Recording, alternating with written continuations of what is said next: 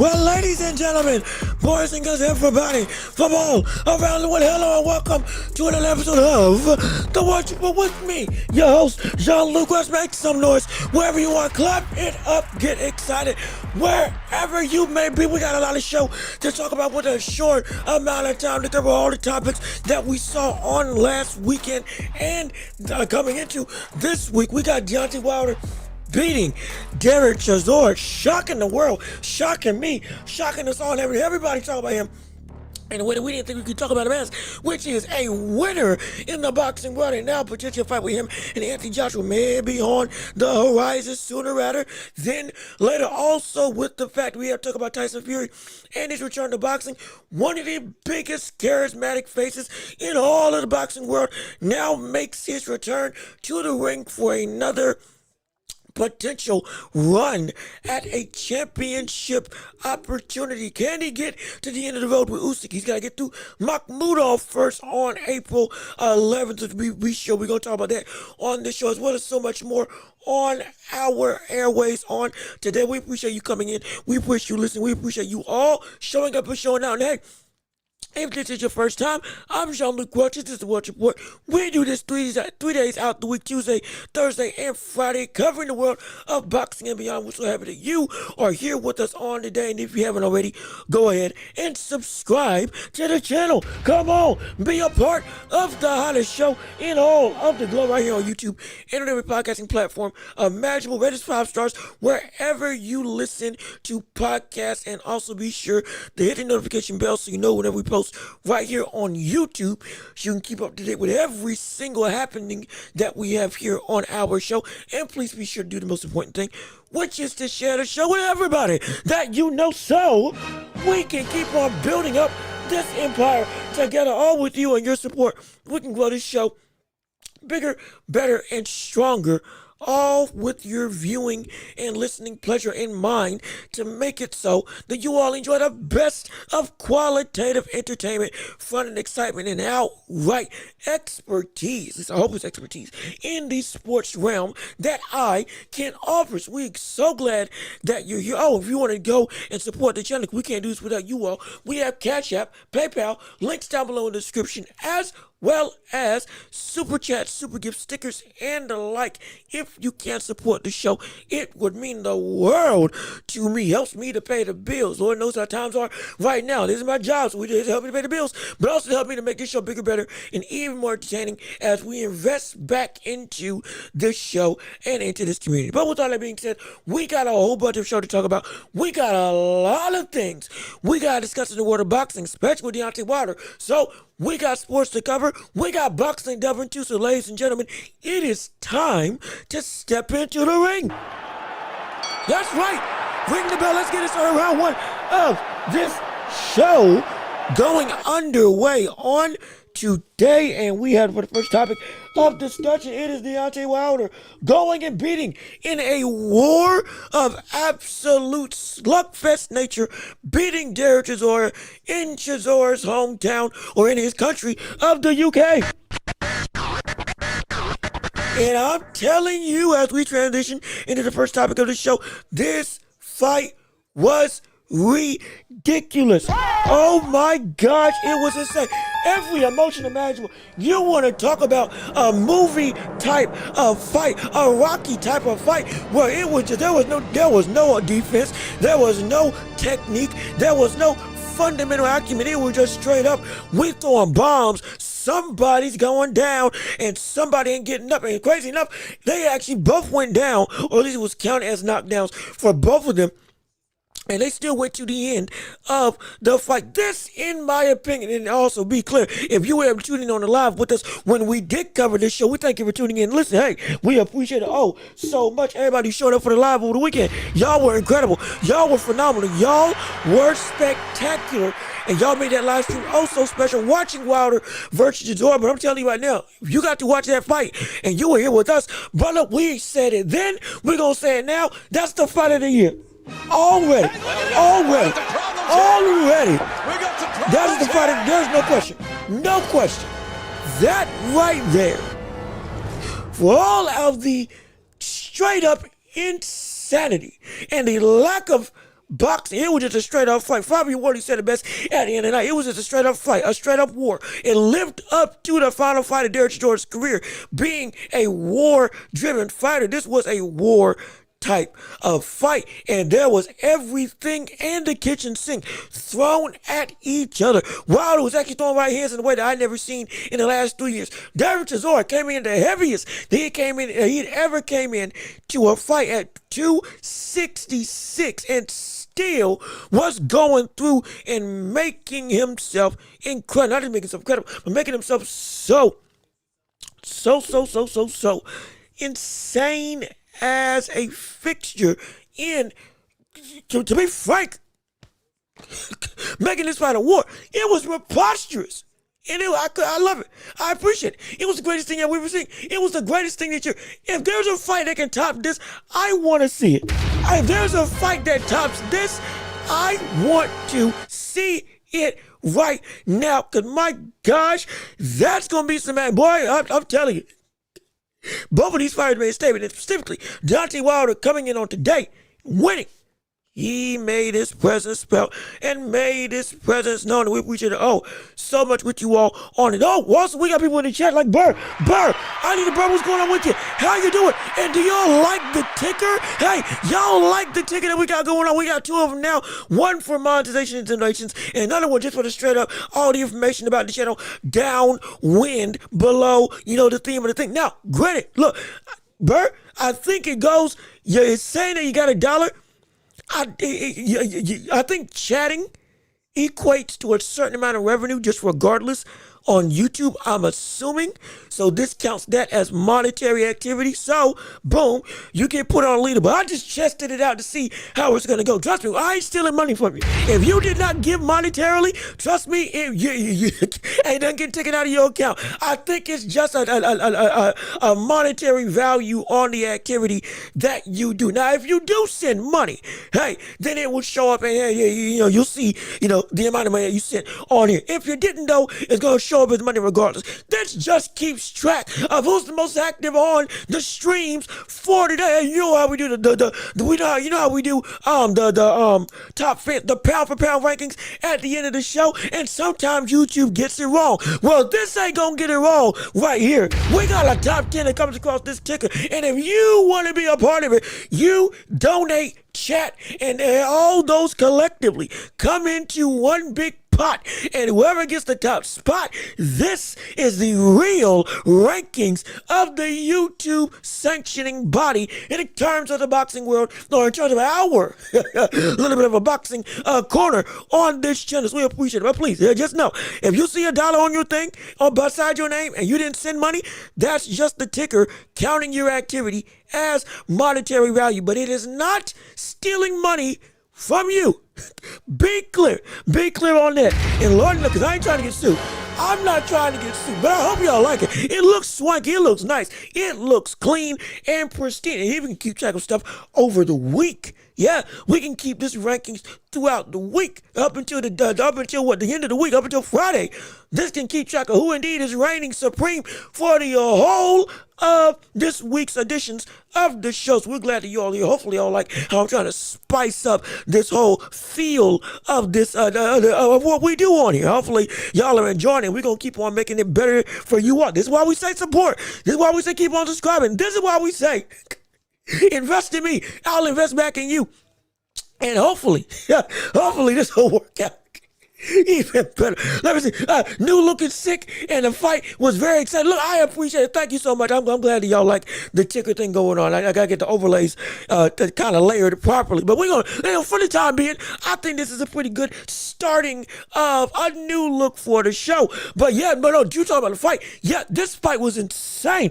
I'm telling you, as we break down the fight of actually what went down, if you didn't get to watch it yesterday, oh my gosh, my goodness, you missed an absolute storybook type of ending to Derek Chisora's career, and you missed a barn burner of a heavyweight clash. A modern day heavyweight classic is what you could call it, from just the brink, not even the brink, from the outset of the round. It was just straight up destruction. They both were throwing bombs at each other in what was, for Wilder, a real make or break situation. If he had lost that fight, I had said complete he should retire. If he had won this fight, depending on how we look, I was going to say he should have retired still, even afterwards. But he was able to get the win against Derek Chisora in a fight that was the closest I had ever seen to Wilder looking like Deontay Wilder. That's the truth. That's the actual truth. This was the closest I had seen to that rush to the bronze bomber finally shaking off from that bronze statue. He was actually repeatedly throwing the right hands. He was, after round 5, he was actually putting speed on his shots instead of just loading up on everything. He was still eating punches and left, right, and center. Both of them, Wilder specifically, had a chin and a heart of a lion. So did Derek Chisora. But he was absorbing punishment, yes, and he was still nowhere close to the technique-driven fighter that we knew he would never be. However, he was at least offensively, after round 5, looking more deliberate in his conviction in throwing shots and throwing punches. And he was landing the cleaner, more destructive blows, at least from what the judges were seeing. It was also the fact that Chisora was working on the inside. It was the dirty work of Chisora versus the big bombs of Wilder. That was essentially what the story of the fight. And it turned into a war of attrition later on in the round. And dare I say, Wilder actually looked like he was, though he was still winded, he was still holding his own. And he ended up coming out with the victory on a split decision that could have gone either way. And be clear, I thought this fight was going to be a draw.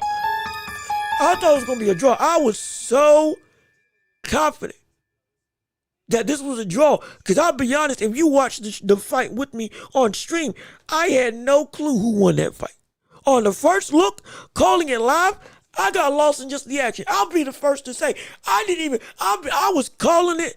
I was trying to give you all the best play-by-play and blow-by-blow situations of what was going on for those viewing and listening at home. But my gosh, when I say I threw my scorecard out the window after like round 6, because I just started enjoying the fight. At one point I just went speechless, because I was like, I never thought I would see this Deontay Wilder again. And I was shocked that Derek Chisora, though I had seen him win, and though I thought he was going to win, which again, I was wrong on the victory. But this brother looked, how was he absorbing some of these shots? How was he absorbing some of this punishment from the biggest hitter that we had in this generation of boxing? It just turned into a just awe and wonder in the best and worst way possible. It was so bad. Yeah, at the same time, you couldn't turn your eyes away. It was that kind of fight. And because of that, I didn't know who won on that first watch. I had to rewatch it back. And rewatching back, yeah, I do feel Wilder did deserve the victory. Lord knows, though, it's still as close as it can be. And you can argue either way for how you feel about who should have won that fight. And the biggest thing about this, and again, with credit to Derek Chisora, this was the 50th fight in his career, the last fight of his career, and with a man who, again, in UK boxing, needs no introduction as to what he represents for the sport. He walks into the sunset with his head held high, as he should, because that's one of the most quintessential warriors of this heavyweight generation that fought everybody under the sun without remorse or reproach, and we appreciate the legacy that he leaves behind. And I can't wait. I'm glad he's going to be able to go to his family and enjoy all his earnings and winnings and everything that he's earned as a reputation in the UK and beyond. Enjoy, buddy. You deserve it. My God, you never have to buy a pint ever again wherever you go over in the UK, because you are a fixture. Del Boy is retiring with his name in the stars over there in Europe, and justifiably so. But with Wilder, this, like I said before, was a make-or-break situation. And Wilder beating Derek Chisora puts a spark of life back into his system in what we thought was going to be a dead career. That's the truth. And Burr, I see what you're saying right now. Wilder versus AJ, please no. Well, I'm telling you right now, please yes. That's what's going to be going down almost assuredly. I'm almost guaranteed. As you see it in the title. And Wilder versus AJ next? Question mark. Well, that's the question, because that's the biggest thing that's on everybody's mind of the boxing regime when it comes to the world of the heavyweight landscape. This is the real reality. Wilder beating Derek Chisora was big, not just because Wilder needed a win. What Derek Chisora had been doing in the most recent runs of his career with back-to-back, I think almost 3 back-to-back wins against respectable names like Joe Joyce as well. He had been in contention that people were talking about him now as a person that maybe he can eke his way, he can finagle his way, he can essentially sneak his way into one last big fight with a big time name in the world of the heavyweight landscape. He is, as much as we want to say, yeah, maybe it shouldn't be the case, he was considered at least top 20 with the recent stretch of runs that he had done in the heavyweight regime. You could argue maybe some people had him in the top 15, though some of them may have been fanboys or very much lenient to Derek Chisora. He was around there, and if he had beaten Deontay Wilder, that would have been about 3 in a row against two of them being at least borderline big and Joe Joyce to really big global names. All of a sudden, yeah, getting talked about as maybe getting a fight with a big-time player in the top 10 might be on the cards, because people would have said, hey, man, we want to see how long this run can go. Let's fight till the wheels fall off at that point. But beating Derek Chisora for Wilder has now put him back into not just the win column, but in a position to get a big fight one more time. It was going to be with Usyk before Usyk essentially said, I'm going to fight Rico Verhoeven, and those talks fizzled out between those two. That was initially going to be the fight that was going to be the easy fight, quote unquote, for the likes of Usyk in his championship reign as a unified heavyweight champion. But then he was saying, where's it going to go? Well, we wanted to fight AJ. Well, we were saying he didn't even deserve to fight AJ. AJ just fought Jake Paul, not saying that means the world, but AJ had just gotten the win on the biggest global stage with his star power and his relevancy getting back bolstered up, and with him training with Usyk and all that stuff, and just recently coming off of a heavyweight championship loss with Daniel Dubois to fight before Jake Paul. We were saying he was a lot more close to the top 10 than Deontay Wilder, and we were saying that they are night and day, and most likely we'll never get that fight because Wilder doesn't even deserve to be in the ring with Anthony Joshua now, with how he was looking against Herndon Dawn, even though he got a win. It wasn't looking pretty. But this fight added some hope, some validation, some genuine excitement for, well, better late than never, and at least we can get it now because y'all both are in a position that there's something there that can be genuinely bought into. For real. We want to see that fight still. We want to see that thing. We want to see that transaction of power between two of some of the most destructive heavyweights that we've had in the past, 10 years? Into 5 to 10 years, at least since the turnover of the Klitschko era. Y'all two have been the most belligerent killers in this sport. That's the truth. And so we want to see y'all in y'all prime. There was upwards of $100 million. I think I reported $300 million deal for the zone and Matchroom for Wilder to come and fight him when they were both champions. That could have been for the undisputed title, but Wilder went to fight Tyson Fury, and that could have been. We want to see that in. Now, better late than never. I want to see that fight. And this is the biggest thing. We cannot waste time in making this fight with Wilder and AJ. There is not going to be a closer outing to have these two fight against each other than right now. That's the truth. I'm telling you, that's the truth. We can say we may not want to see it, or it's like, it's too late. It don't matter if it's too late. We need it. We got to have it. I don't live in a world we don't see all three kings of the heavyweight division that were formerly reigning don't face off against each other at least one time. And this fight is a fight that should have happened way earlier. And they're both damaged goods, yes. But better late than never. They both just showed performances that at least gave fans some hope. Hey, these folks can still fight. And this could still be an entertaining display. Wilder, again, with at least a portion of the confidence they used to have with the way he was throwing punches in this fight with Derek Chisora, it's back. AJ, with him training with Usyk and with the chip on his shoulder of, I'm carrying more than just me into these fights. Brother, That fight's a 50-50 affair. That's the truth. That fight is a 50-50 affair because we are saying in both of those instances, it could go either way. It could go at this point in time. It could go either way. It could go either way.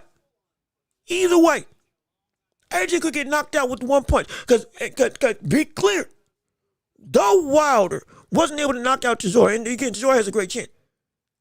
Though he wasn't able to knock out Chisora, you gotta understand, he was able to knock him down and buzz him and daze him. We can have an argument that Wilder does not have the same level of power that he used to have at his prime. But we can sure enough have a real debate. He's still got enough to knock out Anthony Joshua. That same right hand that landed on Chisora and at the end of that one round, and then the one that rocked him when Wilder was on the ropes, that lands on AJ. AJ gonna be hurt and might just get knocked down or knocked out. One of those three can happen at the same breath. If this Usyk train that we saw glimpses of against the fight, in the fight with Jake Paul, comes to fruition, and he's back to the fundamental ebb and flow of yin and yang that used to be the pinnacle of his style, defense and offense, he can overwhelm Deontay and knock him out as well. Wilder got a chin on, don't get me wrong.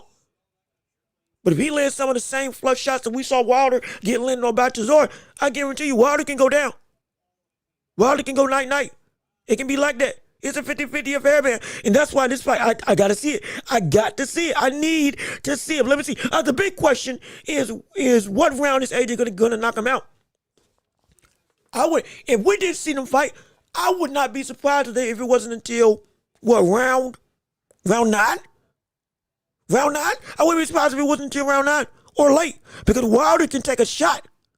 Wilder can take some punches. I mean, Wilder can really go and deal with some punishment. I'm serious, man. I'm serious.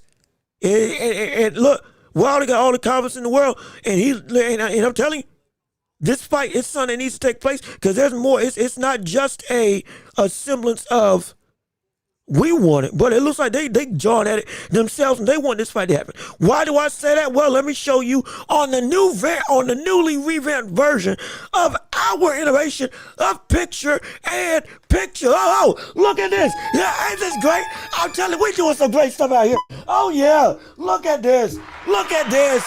Look at these new camera angles. Look at these new setups. This feels. See, this is good. This is good. Let me hold on. Let me hold on. Wait a minute. Let me raise this up. Okay, there we go. Yeah, y'all like the new camera.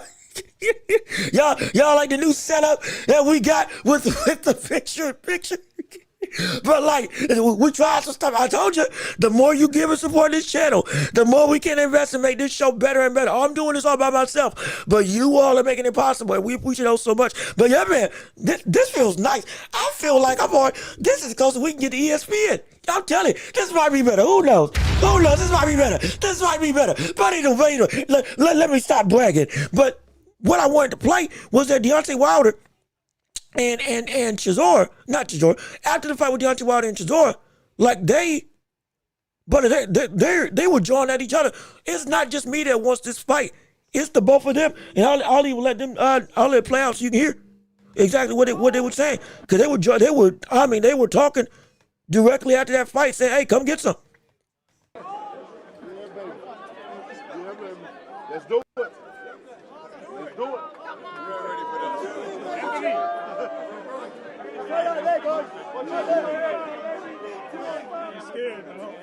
He's scared as fuck. Let's do it.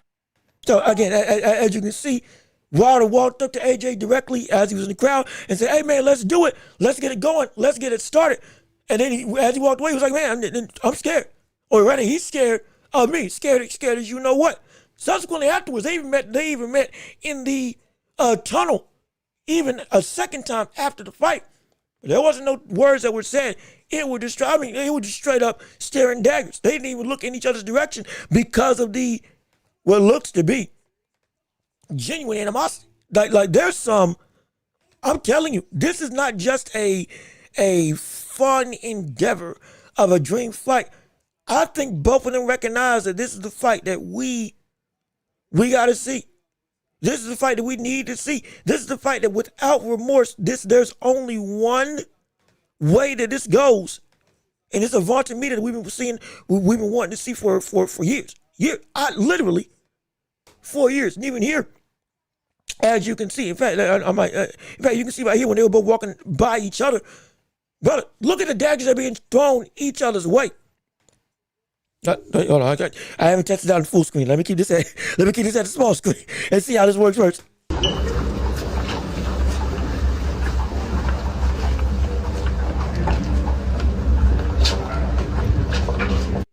Now, again, I'm not trying to be the guy that just plays every little inkling of clip and tries to go and say, ooh, this is something serious or this is something scary or all this type of stuff. We don't play that type of game over here. But the reason why I'm playing this second interaction is because of this. The second time that they ran past each other, wasn't a word said. Wilder didn't even acknowledge him, almost like, you aren't on my level at all. AJ checking the temperature. Oh, what you trying to do? Is it going to be casual? Or you trying to draw it some more? Really, even before you got to him, staring daggers. This is not just me trying to make up things to talk about. There's some real friction between these two because of the closeness of how close this fight can be. Even Eddie Hearn, at the Wilder fight where Chisora was going on, essentially was soft launching the promotion of this fight, saying, look, if we can see Wilder get it done, AJ, he's here. Wilder and AJ, big fight between two of the biggest punchers that we've had in this generation of boxing. He's here. He showed up from training camp to see what this outcome was going to be, to test the waters, essentially. Hey, look, man, this could be the next thing that we see, and this is a big deal. And with the way that Wilder looked in this fight, if it was another fight, or if it was the fight with Hearn Dawn in this one, I would say it's not worth the time. But because of how we performed against Chisora, I still think he's going to lose. This fight's worth the time. And this fight would still sell. This fight would get people infatuated. And this fight would still be volatile. Because again, Anthony Joshua is so vulnerable. Even with the better potential ability that he's going to have at his disposal, strictly because of his chin. And Wilder, the biggest thing that we wanted to have him have was just some confidence and conviction that he could throw his punches with some speed and really let it loose. And after round 5, because the first 5 rounds of Wilder and Chisora looked like it was fought in molasses. Next thing you know, it looks like Wilder's on fast forward, throwing up because with actual oh shoot, it's not just telegraphed, or it's still telegraphed, but it ain't nearly as bad. That straight right was doubling and tripling up on the head of Chisora. And even when he actually noticed when Chisora was setting a trap. So he's getting a little bit of boxing knowledge, a little bit of boxing fundamental style, and actually tried to set up Chisora to jump on his own bait so it can land something significant. And didn't just bum rush him in the way of just, I'm going to get led into and caught in on the shot. No, that's still what I think he should have done because that's what he's best at. This was the best Wilder that we had seen in the past 3 years. Beautiful. Wonderful. In the vein of, it makes for a fight that everybody actively is looking and saying, this could be something. I'm not mad if it happens. I'm not mad this happens at all. I want it to happen. Good gosh. And if it does, it would be incredible to witness and enjoy. But either way, we want to hear what you all's reactions are on the show. And what is AJ's biggest fight? Ruiz or Usyk? His biggest fight would be, his biggest fight would be an Usyk fight. Where Andy Ruiz, if he fought Andy Ruiz for a third time, it would be that wouldn't really be wanted by the public. Probably it would be with Usyk or Tyson Fury. Wilder, Fury, or Usyk would be the 3 biggest fights that AJ could have if he doesn't take on Wilder next. Or Fury would probably be number 1 because that's the biggest all-British boxing war we would have ever witnessed in history. AJ and Fury finally fighting against each other. Wilder, the second one, because it's power puncher versus power puncher, the guy we've been waiting to see, and a rematch against Usyk. If he did fight Usyk, with now, okay, the master has taught the student most of what the master knows to make him better. Could the student actually overcome him for the third and last time that they fight against each other if they do rematch? That would be my ranking. But either way, this fight, probably the biggest one out there, and I'm so excited to see it. Let me see, Legendary Jackson, what's going on with you? How you doing? Good to see you. Thank you for tuning into the show with us on today. I'm sorry, I'm not trying to avoid you all's chats. I'm so enamored with the new setup I got going on, so I'm trying to make sure everything's working like I want it to, and still making sure I'm keeping track of everything else that's going on. I'm a one-man band right now, so I'm doing everything I can to be as available as possible. But let me keep on reading what you all have to say on the day. I don't mind AJ Wilder at all. Yeah, I don't either. I don't think anybody does. I think everybody is excited that this fight is on the prospect, on the docket, and it's genuinely able to actually happen. It's the closest we've ever seen to it actually being a thing. Let me see. Both have had tune-up fights. There's no reason they shouldn't do what Crawford and Spence did. Just make the fight at this point. Yeah, at this point, just make the fight. That's what I would say. And I think that's the plan. I think AJ has one more tune-up fight in Africa per Eddie Hearn that he is going to be doing. But I think that's it. Jake Paul was, it was a tune-up fight, sure. It was also just a big old payday. But I don't think that's the test of what we want to see of AJ going in against Wilder, fully understanding the tools of what Usyk brings. I think he's going to take one more fight, and then he's going to fight Wilder. Probably late in the summer. Not late in the summer. End of the year. Probably end of the year, I can expect to see that fight. Wilder does have a decent chin, but it ain't decent. That chin is great. Let me tell you something. The only time that Wilder's been knocked out, has been against Tyson Fury, who weighed in at the second heaviest of his entire career. And Big Bang Zhang, who is arguably, at least at this point in time, the fourth biggest puncher in the world. At least in the heavyweight landscape. Anthony Joshua, Fabio Wardley, Big Bang Zhang, Moses Atalma, Deontay Wilder. Those are the five biggest in terms of people that can swat. Zhang's power-wise, he's in that top three. I have no issue putting him there. He's that strong. Those are the only two, in terms of knocking him out cold, those are the only two people that have knocked him out cold. Really blown up Tyson Fury, that was trying to really put on the aggressive pressure, built his body just for power in that fight with Deontay Wilder, in the last fight. And then Big Bang Zhang, that have knocked him out clean. That's it. So, he's got a phenomenal chin. He can eat punches crazy enough for days. I don't know how his resistance is able to be so strong. It's ridiculous. But I'm telling you, his heart doesn't give up. His will to win is it's one of the best wills out there. We can say what we want about his ability. He's got one of the best wills to win out there in boxing. It's preposterous. It's ridiculous. And so that's why you'll never hear me disrespect him in that regard, because there's nothing else you can say. I agree that AJ versus Wilder, 50-50 at this point. I would agree as well.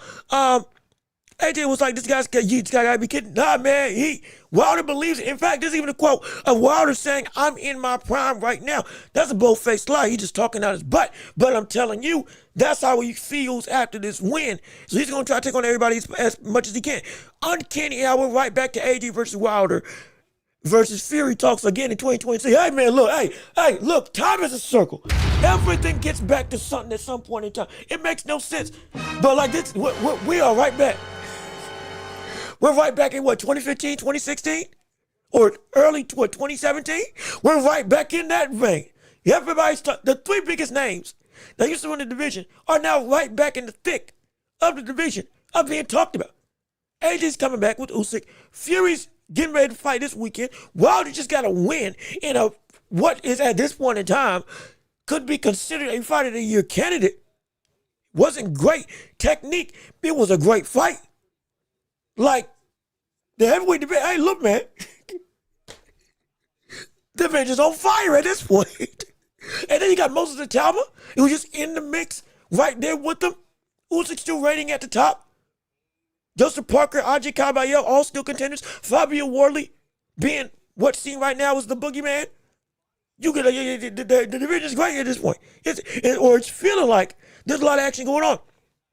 It's insane. Let me see. Al Booker, how you doing? Good to see you. If I didn't say hi already, thank you for tuning into the show. Hopefully y'all like the new setup with tickers and everything. Let me see. I was shocked to see Wilder throwing uppercuts and even mixed up some hooks to the body. See, that was the strangest thing. Wilder was using tactics, or rather, he was using punches I hadn't seen him use in 3 years. He was throwing uppercuts that I hadn't seen him throw since he fought against Luis King Kong Ortiz. He threw a double hook to the body deliberately against Derek Chisora, like whipping hook to the body. That, crazy enough, didn't even look bad. And I was like, I have never seen, he was throwing hooks with a similar fervor that he used to throw. He threw that windmill style when Chisora was hurt. He went back to that. I had never seen Wilder this close to the old Deontay in, again, 3 years. I was at a loss for words. Because I said I never thought I would see any semblance of that Bronze Bomber ever again. We actually got it. Like, my goodness. If this was the actual, like, fully encapsulated Bronze Bomber of old, Chisora would have been knocked out. I can promise you that. But at least we're getting inklings that Wilder is it something may be shifting for the better. Thank gosh. I'm telling you, it was ridiculous. Usyk schooling AJ twice was a spectacle for hardcore. Oh yeah, man. Now, watching that fight was phenomenal. Seeing how he was able just to outbox, essentially at that point in time, the most grounded fundamental boxer that the heavyweight division had to offer. The best combination of power and discipline and fundamental technique, AJ had it. It was again yin and yang. The best well-rounded heavyweight in the world at that point in time was seen to be Anthony Joshua. You felt Tyson Fury was better, no problem there. But as a collective of skills and athletic ability, it was Anthony Joshua that had the best combination of both. And Usyk just dogged him out. It was insane. Let me see. I was talking in general. What was the biggest fight he was in? Oh, okay, excuse me. Yeah, the biggest fight AJ was involved in was the Usyk fight. The most talked about fight was the Ruiz fight. The Ruiz fight was the fight that he was in when he came to the States. That was supposed to be his coming out party for America. Now, it was a big deal, yeah.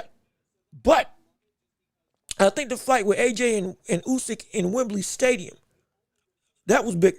As a event, I think that was the biggest fight he's been a part of. I believe that was either that or Klitschko. One of those two. Maybe the Ruiz second fight was big because everybody was saying the rematch of the man who beat the man. But I don't know if it had the same level of anticipation as the Klitschko fight that AJ was in or the fight with Usyk the first time. No. Yeah, the first time that they fought against each other. Because that was when we were saying Usyk is looking insane. But after that, that fight was like, if Usyk beats AJ with the run he's already done at heavyweight, with cruiserweight, like, my gosh, okay, we got to start talking about this man. He may be the best heavyweight in the world. And that was, it was huge. That fight was huge. So I think those two were bigger than one of those two were the biggest, in my opinion. Let me see. It's a good thing that heavyweights historically stick around longer than other weight classes. Yep, I'm glad they do as well. Let me see. Kid Zone, what's going on with you? How you doing, kid? Thank you for tuning in. We're so happy that you're here for today. Wilder getting slept by AJ. I want to say yes, but I am not as confident that it's going to be just a washed out event anymore. Because if AJ, or rather if Wilder got more close to the old Bronze Bomber Then this fight, where this is the closest I've ever seen him in about 3 years, all of a sudden, everything gets shaky in a good way. And I want that to be the case. Let me see, I honestly got AJ knocking out Wilder in rounds 4 or 5. If AJ knocks him out, again, I'm telling you, it's probably going to be in round 9. I don't think it's going to be early. I think it's going to be late with the chin that Wilder's got. If Wilder starts slow and AJ is sharp, I can see an early KO. I think Wilder's chin is too good for that. Not to get rocked, but to get cold hard put out, I think it's too good for that. Though AJ has the capacity. It's going to be AJ going to be cautious because of the power that he knows Wilder has. He's probably going to be cautious first time out or early on. He ain't going to bum rush him like he tried to do with Daniel Dubois. He's not making that mistake again. I guarantee you, he's not making that mistake again of bum rushing an opponent that has that much power. So it probably won't be till late because he will respect Wilder's power a lot. Understandably so. He should. So I don't see that. I still see AJ winning. I just don't see it going late, in my opinion. Let me see. Yo, Lance, what's going on with you? How you doing? Good to see you. Thank you for tuning in. Welcome to the show. We're glad that you're here. Hopefully, again, like I said, we got a new setup, new whole situations, got the ticker and everything. And mind you, if it shows that you sent money and you haven't sent money on the ticker, trust me, I'm not robbing you blind. Just know. It's just allocating all that you do and putting it into monetary dollar value, unless you actually sent something and I just failed to see it. But you're all good. You're all good. But we're glad that you're here. Hopefully you're enjoying the show, and we can't wait to keep on talking about this and so much more in the landscape of the boxing tenure. As we keep on going through, right-handed Wilder isn't there anymore. Now, see, this is a good question. This is a great topic that we actually do need to discuss real quick. How is the power? Based on that last fight, I want to know from you all, how do y'all feel about the power of Wilder at this stage in his career? How do you feel? How do you feel? How do you feel about the power now? Because this was a concern. I brought this up briefly early on. Is the power the same with what he wasn't able to do to Derek Chisora? With Derek Chisora even having a great chin, there were some flush shots that normally would have taken out anybody, even Derek Chisora, with how flush that they were landing. Yet it didn't take him out. Even though I said, hey, the conviction was there. Even though I said, hey, the willingness to throw wildly, let your hands and your speed do the work. It was there in the second, after round 5 for Wilder. But the power was not able. Though it hurt him. It almost got him out of there. But it didn't. But it didn't. Do we think that the power has diminished now? Do we think it's not the same anymore? Does that make for a fight with AJ? Does that make that a little bit scary on the side of Deontay Wilder? Because all of a sudden, you aren't hitting the same way as you used to. And do you all think that's a valid claim to talk about? I want to hear your thoughts and opinions on that, because that's very interesting. Be interested to see if Wilder's chin can hold up to a sharp right from AJ. It can, but it will only hold up for if it gets caught flush, he'll be able to take it. But if it's back to back, we're in trouble. Collectively, he probably can only take like 6 clean ones before he's in trouble. That's the benefit of seeing Wilder eat flush shots his entire career. 6 flush straights from AJ that Wilder can't defend. One of them is going to put him down. I can give him 6, which it sounds like a lot, but in a 12-round fight, you got time. But you get landed 6 flush stuff by AJ, yeah, I'm going to say, he probably going out after that. That's with respect to his chin. Usyk and AJ are on their Rock and Apollo stuff. Yeah, that's what it's like right now, and I'm excited for it. I thought the German heavyweight was considered the black sheep. I think both of them are. Caballero is getting ducked by Usyk, yes. Wardley, but also Wardley got ducked by Usyk also. And Wardley's been coming from behind and beating people. So it's like both of them are kind of in that black sheep vein. I think Ajit is more of a black sheep than Wardley, because Wardley got a title. But there are people at the heights of this heavyweight regime that don't want to mess with Wardley either. So you can kind of put both of them in that vein. If you want to put Ajit above him as an avoided fighter, Fine. They both have been avoided in their tenure. Also, your boxing pro, what's going on with you? How you doing? Thank you for talking. That's the wrong sound. Hold on, wait. Thank you for tuning in. We're so happy that you're here. We appreciate you on the live with us on today. Thank you so much for showing up and showing out. Let me keep on reading what you all got to say on today. Wilder can beat maybe Dubois with this mental mental mini B maybe and Joshua maybe. It's mental fortitude. Yeah. I think it's at this point in time, I don't even know. Does he have a better shot at beating Dubois than AJ?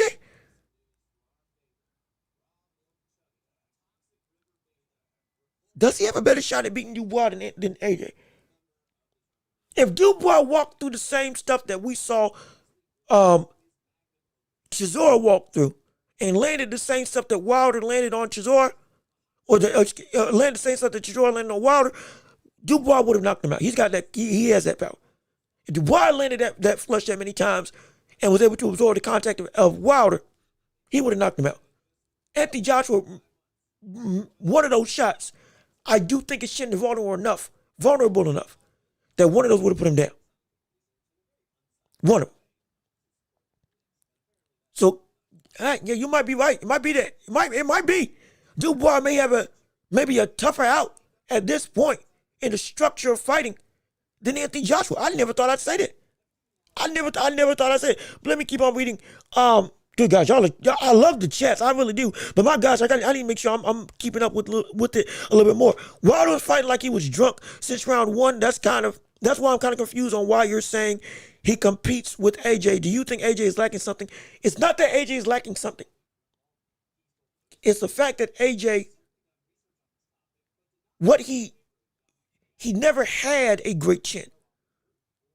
The puncher's chance is what I'm saying made that whole fight for the entirety of this round. In fact, here, let's take a pause real quick. Take a pause real quick. Let me take a pause real quick. The reason why this fight was so enthralling in the first place, Wilder versus AJ. In fact, I actually need to change the topic real quick of this with I forgot I was supposed to change the topic of the discussion with it being Wilder and AJ now. But the reason why this was always so enthralling was because the whole premise of this rivalry was the puncher's chance. We never thought that Wilder was ever better than Anthony Joshua. But we were feeling he was so strong and he was such a athletic freak of nature. And with AJ being such a vulnerable to get caught and punched, he could get put out. He could get knocked out, even with all of the technical ability.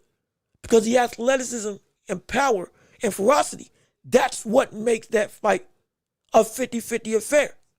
Because everything about AJ could be undone just like that. That when they were both in their prime. That was the thing. Now they're both rebuilding themselves to some degree. And the same thing still bodes true. At this point in time, the same story is AJ is the better fighter. AJ is the better boxer. But even with him being the better fighter, he's got caught. He got cracked. He got knocked out. He was a better technical fighter and a better boxer than Daniel Dubois. And Dubois put him to sleep. We're saying Wilder is the pinnacle of power beat skill in this generation. So because of that, we're saying that Deontay Wilder can beat AJ even now because of the severity of the power. The question is, when we look at the power of Wilder now against Derek Chisora, he hurt him, he knocked him down, but he couldn't knock him out, which is strange because everybody that has hit the canvas of Deontay Wilder against Deontay Wilder, except for Tyson Fury, never got up, no matter how good their chin was.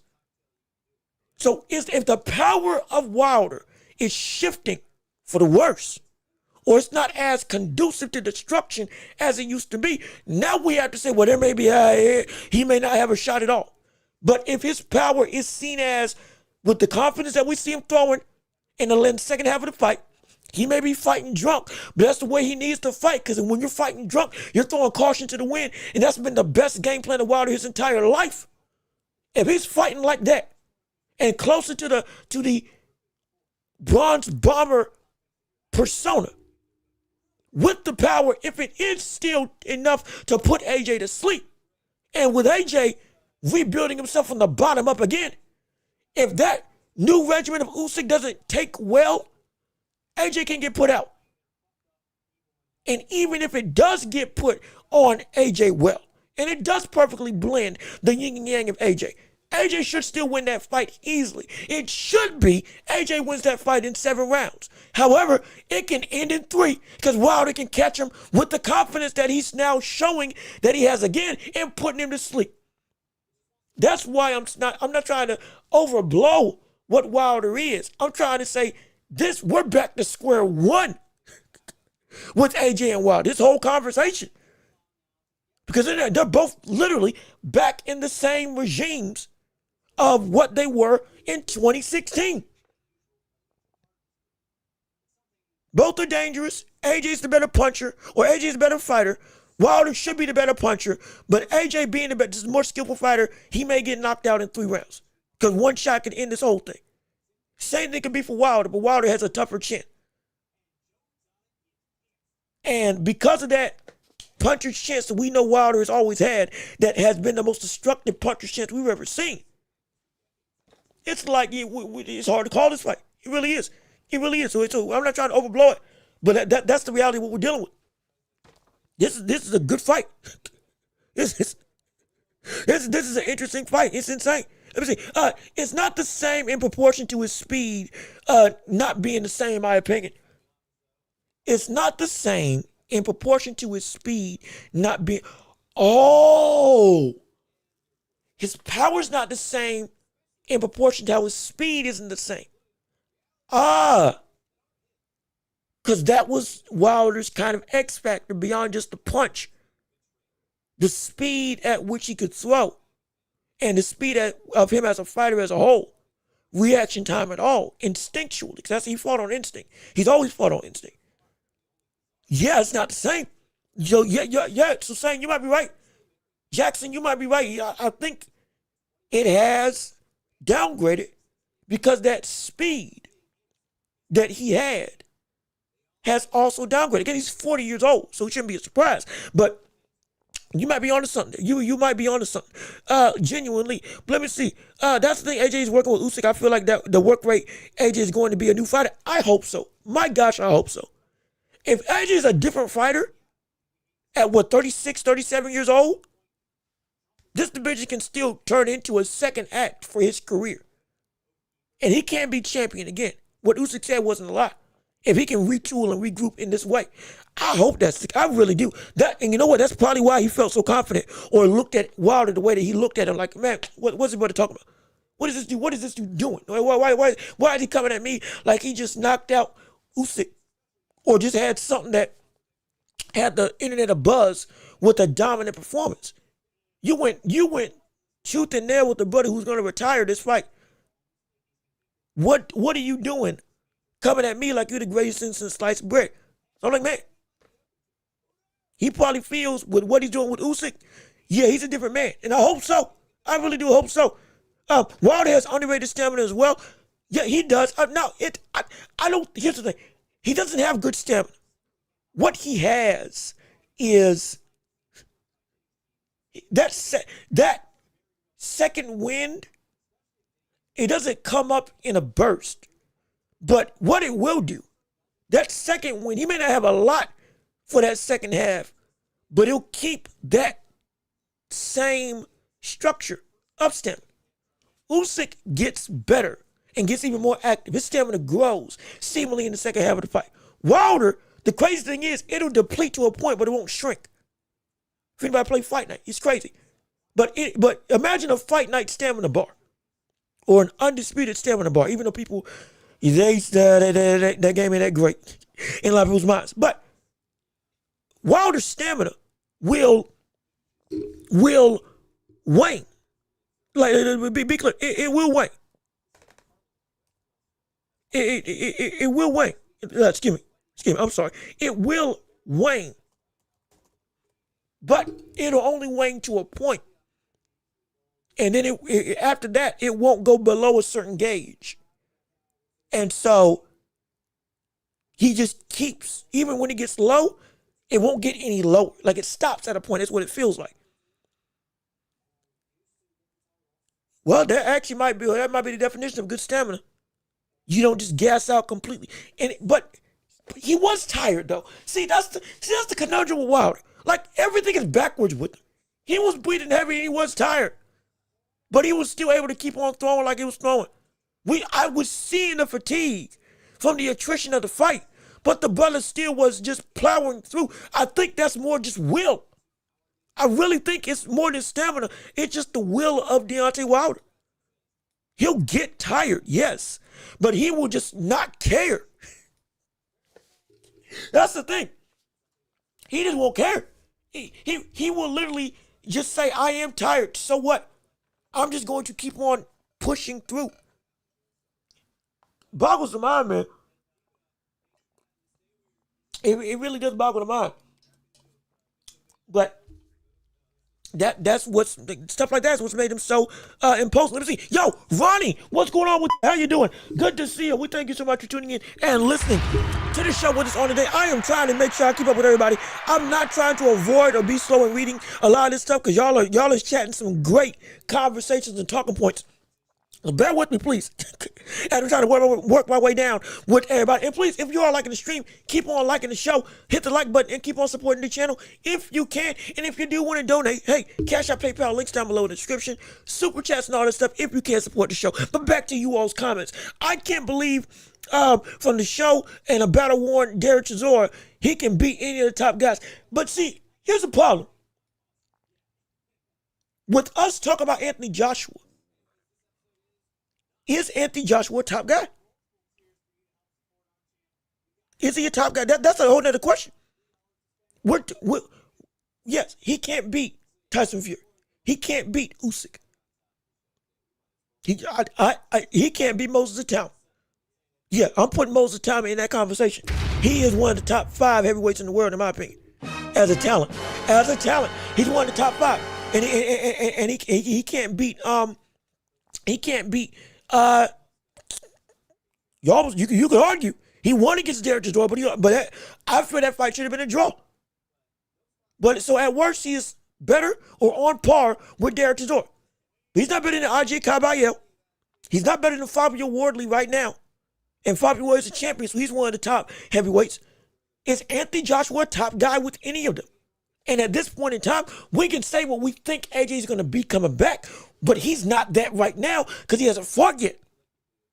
And the last time he fought out, the buddy got put to sleep against Daniel Dubois and then beat Jake Paul.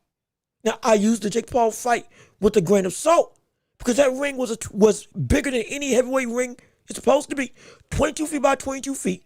And Jake Paul ran the entire time and didn't want to engage at all. And he still got the KO. But as a performance, I don't hold that in the same regime of, okay, this was the true test of what we know AJ is now under Usyk. So I don't think we can put AJ as a top guy at this moment in time. He's a top name. His name still brings the people all across the globe. But as a top caliber fighter, I don't think it belongs there. I don't think it belongs there, at least not at this point in time. And so, if it does, we're going to find out. Let me see. The embarrassing thing is Chisora is his best win. Is it? Wilder's best wins. He beat Washington, beat Malik Scott. He had a draw with Tyson Fury. He beat Derek Chisora. Beat Robert Lane. No. His best win is against King Kong Ortiz. That's his best win. His best win is King Kong Luis Ortiz. His best win is King Kong Luis Ortiz. Both of those fights. Both of those fights are the best wins he's had in his career. I love King Kong Ortiz. But as a skillful, and King Kong was avoided at the time, genuinely, when Wilder gave him the shot. That's the best fight he's had in his career. That's the best win, excuse me. Not the best fight he had in his career was Tyson Fury Wilder 3. The best win is King Kong Luis Ortiz. That's the best win he's had in his career. I can say that definitively. That is the best win he has ever had in his career. This might be second. Him beating Derek Chisora. An old Derek Chisora. It might be second. But his best one is King Kong Luis Ortiz when he fought him, when he was being avoided most of the time. Let me see. It was more or less the same Chisora that's been on his win streak. Yes, it was. He has slowed down a bit. He slowed down because of the extra weight. But again, Wilder's engine is a bit underrated, and Chisora was redundant in his approach. All of those things I feel are true. So I absolutely feel you. Absolutely. I was upset for Chisora. Very disappointed. I mean, like, we knew what we were going to get. I'm not disappointed because I knew what it was going to be. It was going to be that kind of fight. The same approach, swinging shots by Chisora, head down into the chest, swinging for the fences up top, relentlessly attacking the body, smothering, and all that stuff, wailing on the opponent with his body weight. A lot of clinching, a lot of holding, a lot of dirty fighting, all that stuff, infighting in the clinch. All that. That was to be expected. Got to Derek Chisora. I wasn't disappointed. Because I was like, if he fought like anything less, I don't think he would have been as good of a fight. So I'm glad he fought in the way that he did, in my opinion. Let me see. Whoa, but Dubois' only defeat is from Usyk, right? No, Dubois lost to Joe Joyce when Joe Joyce almost took out his eye with the jab. He lost to Joe Joyce. He lost to Usyk twice. Those are the three. People called him a quitter after he fought Joe Joyce. He didn't. No, his eye was out of there now. Okay? He was about to have irreparable damage. So I get why he stopped the fight. Over the bone, I think, was broken as well. But lost to Joe Joyce. Branded as a quitter. Almost got knocked out by another white dude in the UK when he got knocked down 3 times with a shot on top of the head, but knocked him out. Then fought Usyk, lost to him, retooled, had 3 fights in a row with Hrgovic, Jarrell Miller, Daniel and Anthony Joshua, beat all 3 of them, then fought Usyk and lost again and got knocked out. So yeah, it's Joe Joyce and Usyk have been the only 2 people that beat him in that fight. Let me see, that's crazy to say Dubois might lose to Wilder. It's the only reason why I say that is because Dubois is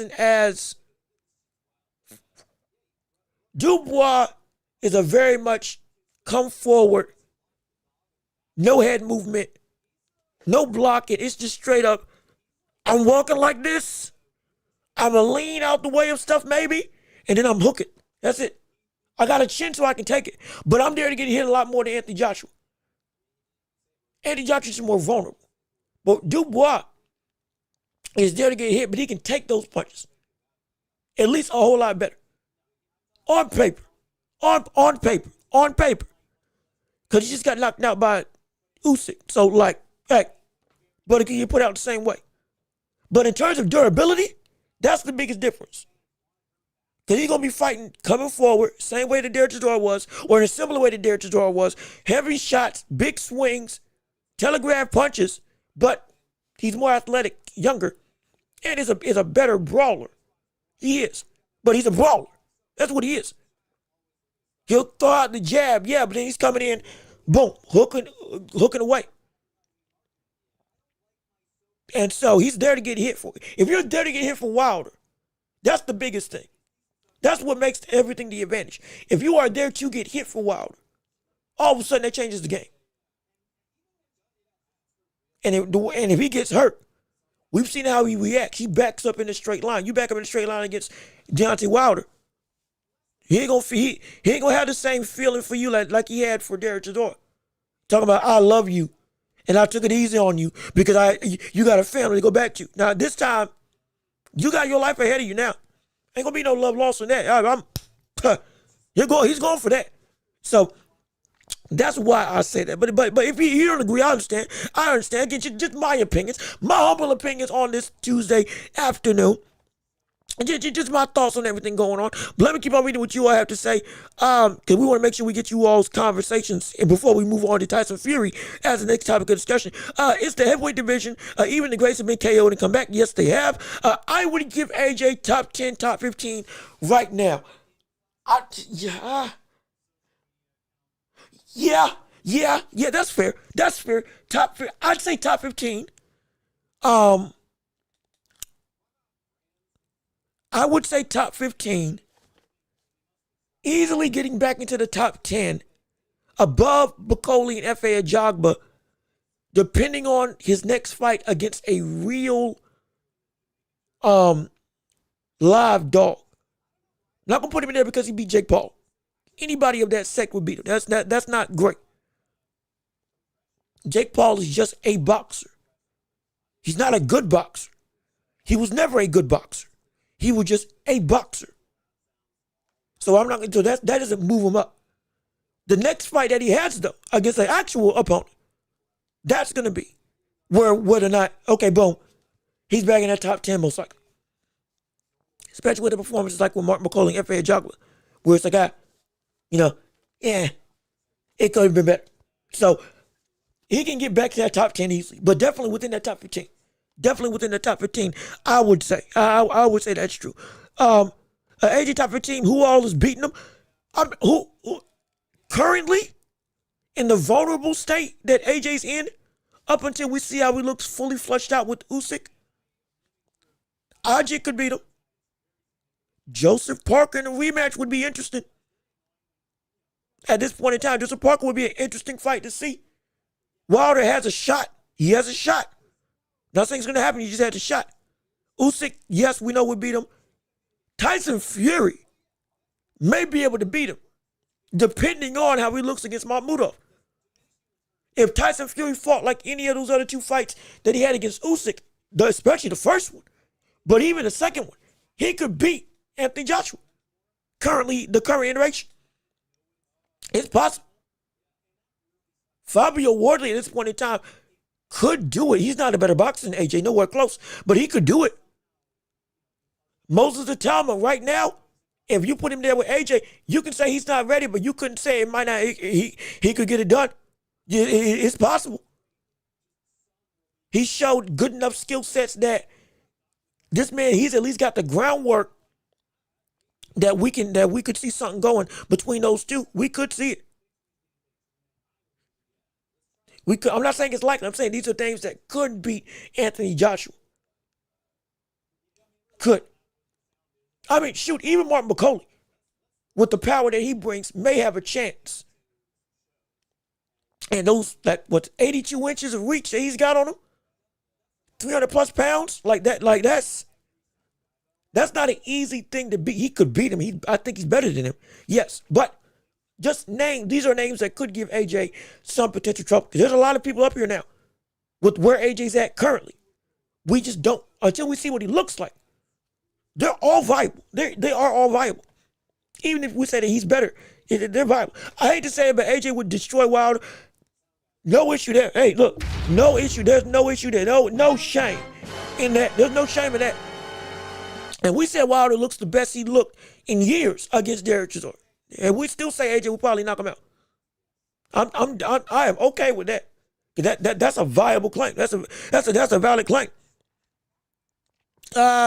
I'm still trying to make sure I'm catching everybody's chats as much as possible. Because again, we do have to move on to Tyson Fury and Makhmudov for the next topic of discussion. So we want to make sure we don't spend too long on the world of Wilder, so we can keep this show going as necessary. We'll read the last couple chats before we go on and move forward in the show. Chisora versus Ortiz definitely would have been a good scrap years ago. Yeah, that would have. I really would. I didn't even think about that fight. It's on the docket. Yeah, that could have been that. That would have been a really good fight. That would have been a really good fight if that had actually taken place. Never mind if he just comes forward with no head movement. That's just disappointing. It's kind of what I can see that as that's what he would do, because if you think about him as a boxer, that's a recent. That's kind of been his thing. So don't be surprised if you see that. And also, I forgot Joseph tested positive for cocaine. I forgot about that. I forgot about the cocaine that his brother was on. So my gosh, we might have to take him out the picture. We might have to take him out the picture for now. Hey, look, Joseph Parker on cocaine. That brother, yeah. No wonder Usyk didn't want to give him a chance. Because no wonder Usyk didn't want to give him a chance. Hey, look at this. We got the problems here. That brother's about to be the most dangerous man in the world. Going in the ring against him.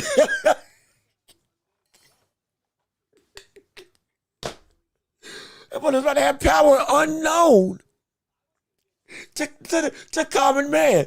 Oh gosh.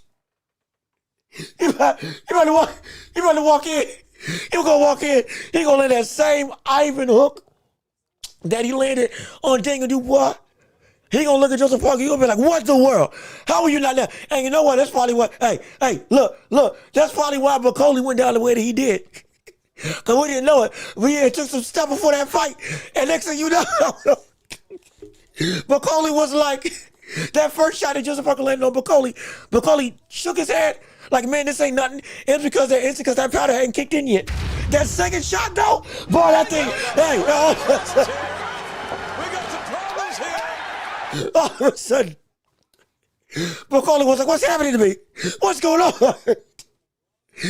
Where did this buddy just grazed me? Where did this power come from? It's because that powder kicked in finally.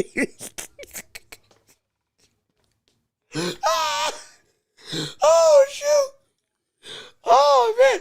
Hey, that's probably why the ref, even though Joseph Parker didn't get caught with that combination that ultimately ended the fight with Fabio Wardley, that's probably why the ref stepped in anyway.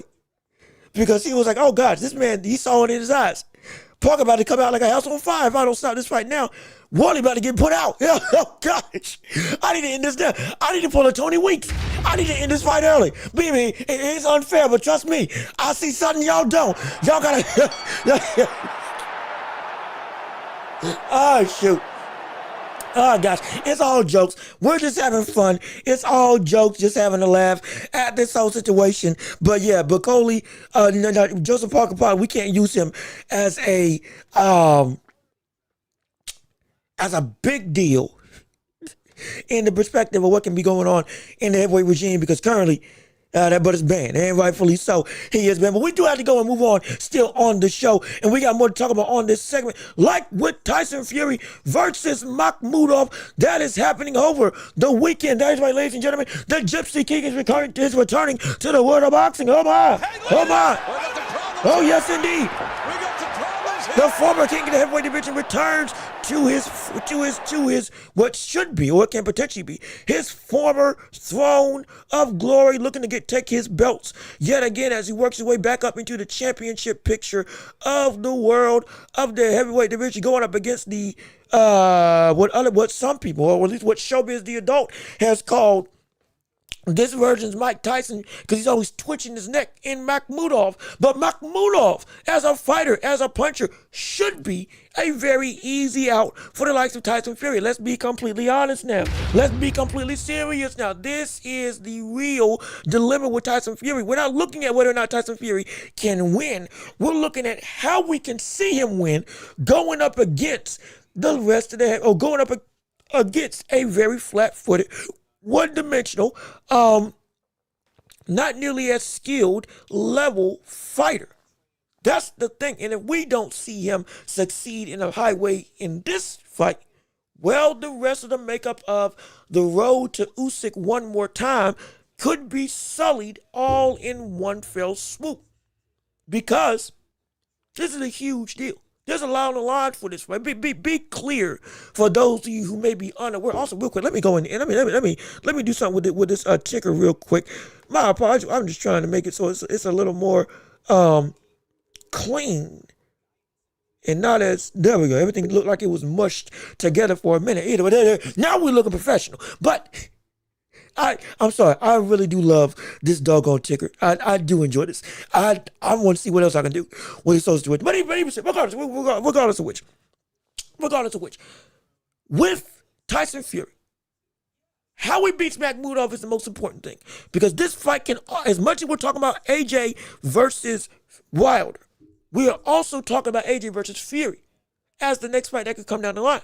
Because Tyson Fury is only coming back for huge paydays. He's only coming back for mega events and mega situations. He's not coming back for chump change. He would never come back for just chump change. And you see him in the gym right now, training and working and moving and trying to fight like somebody who is, again, on a mission and looks like he's changing his style. And I'm about to pull up some of his training video now.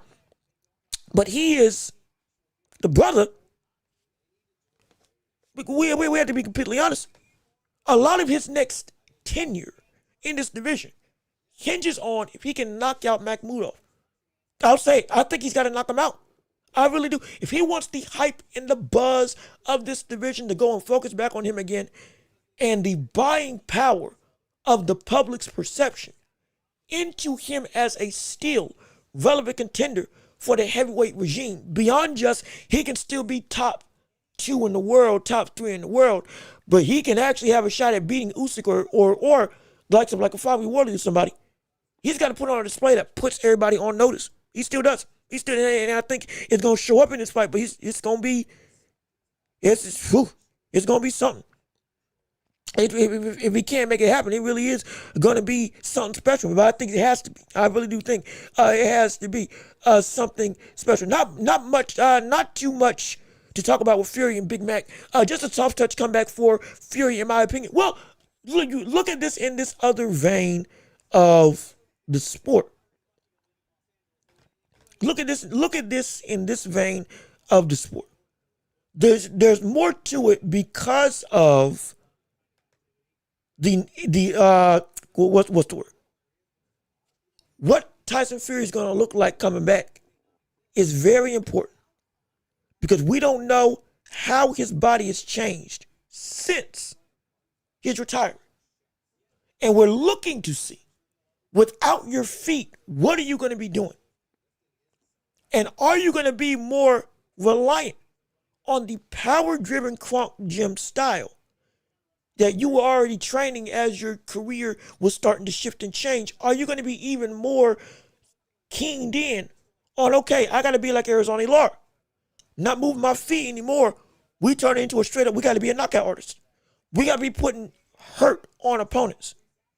And if we look at the sparring footage that he's been training with in the gym, it looks like that's what's going to be transpiring as we're going real quick. Transition is the world of picture-in-picture. We're going to go old school for full screen. Then we're going to go back to the new school and have it so that we can have me talking while I'm also having the clip playing on my side. But this is what Tyson Fury's been doing as he's working to train for Makhmudov. And it looks like he's turning himself into the Lara 2.0. He's looking to come for blood, and he's looking to be there to destroy immediately. He ain't trying to move around no more. Give me pace. Yeah. Yeah. Woo-hoo.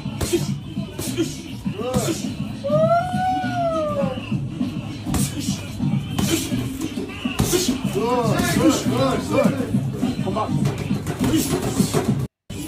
And see, this is, and I'll have it playing while I'm listening to the show, while I'm talking to you all. But this, I play this clip because this is significant. Because notice how Fury's fighting. He's fighting with the intention to stay put. He's fighting with the intention to stay in the pocket. Not just with this length, oh, I'm out and about. He's fighting. He's not jumping around. He's not bouncing around. He's not utilizing his legs and utilizing his the normal sweet feet that we've always known him to have. He's not using that in the vein. In fact, let me actually hold on. Let me see if I can. Is this no, that's too big. Hold on. We're trying to make it so squished. We're trying to make it so squished as a second. Is this it? No, that ain't it. Hold on.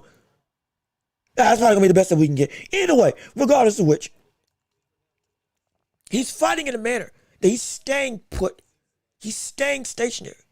He's actively working to be in the pocket in a way that he hasn't had to be in for the majority, if not the entirety, of his career.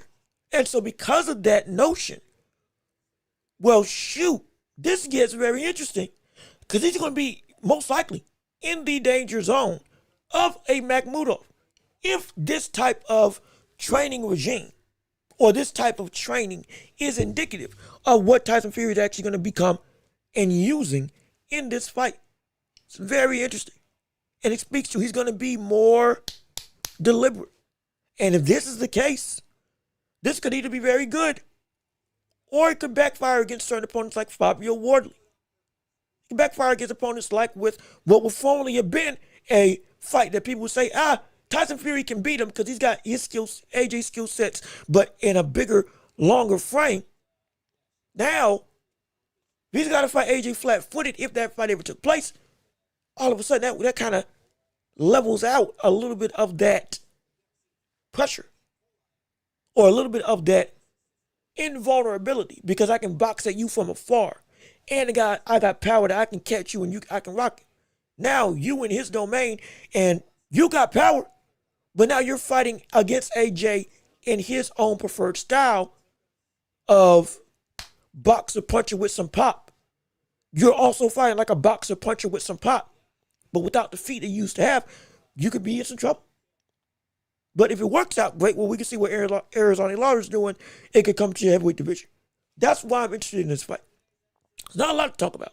Because it should be Tyson Fury wins with ease, gets probably a KO in round 11, and everything works out hunky-dory. But it's how he gets this win that I'm very inclined to see. Because depending on how he gets this win, speaks volumes as to what the rest of the division is going to be like with him against the others in this top tier. Because he's going to be seen as top tier just because he's Tyson Fury. That's the position he's going to be putting him in. And the fights that he's going to only take are going to be those top tier fights because those are the names that can only bring that type of money. So that's why this is some investing stuff that we need to look at and talk about for this fight. And I'm still trying to get this thing to work out. Oh, that ain't it. Hold on. I'm still trying to get this thing to be correct so it's not so squished. I don't know why it's so squished out. Maybe we need to make it longer. Let me see if this can work. No, that ain't it. Hold on. We're doing some editing on the fly. Hold on now. We are not above trying to make this thing work out better for the public watching and listening at home. This might be the best. It might be the best that we can do. We'll keep on finagling with it. I'll stick with what I got and we'll change it as time goes on this stream. But either way, for the topic of discussion, that's what I'm most excited about for this fight. And that's what I want to see going into it. So as time goes on, hey, we're going to have a lot to discuss. But either way, I see you all in the chat, so let me go on and read some of your other comments of discussion. Dave Allen landed many right hands on Makhmudov. He did. Tyson Fury's probably gonna do that same thing, but still lost. Missed something.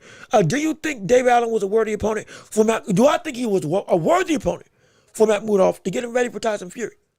I would say yes. Now, worthy and good enough are two completely different things.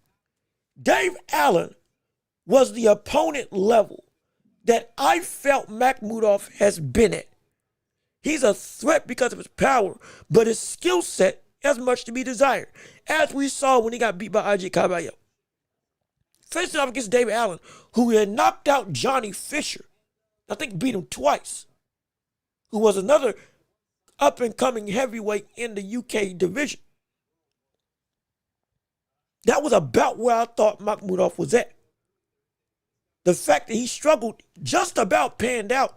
Hey, Makhmudov has a skill set of if he can have his way, he can get you out early. If he can't have his way, he's going to be in a world of trouble. Until he finds a way to keep control and retake control, he's not on the level of a Tyson Fury.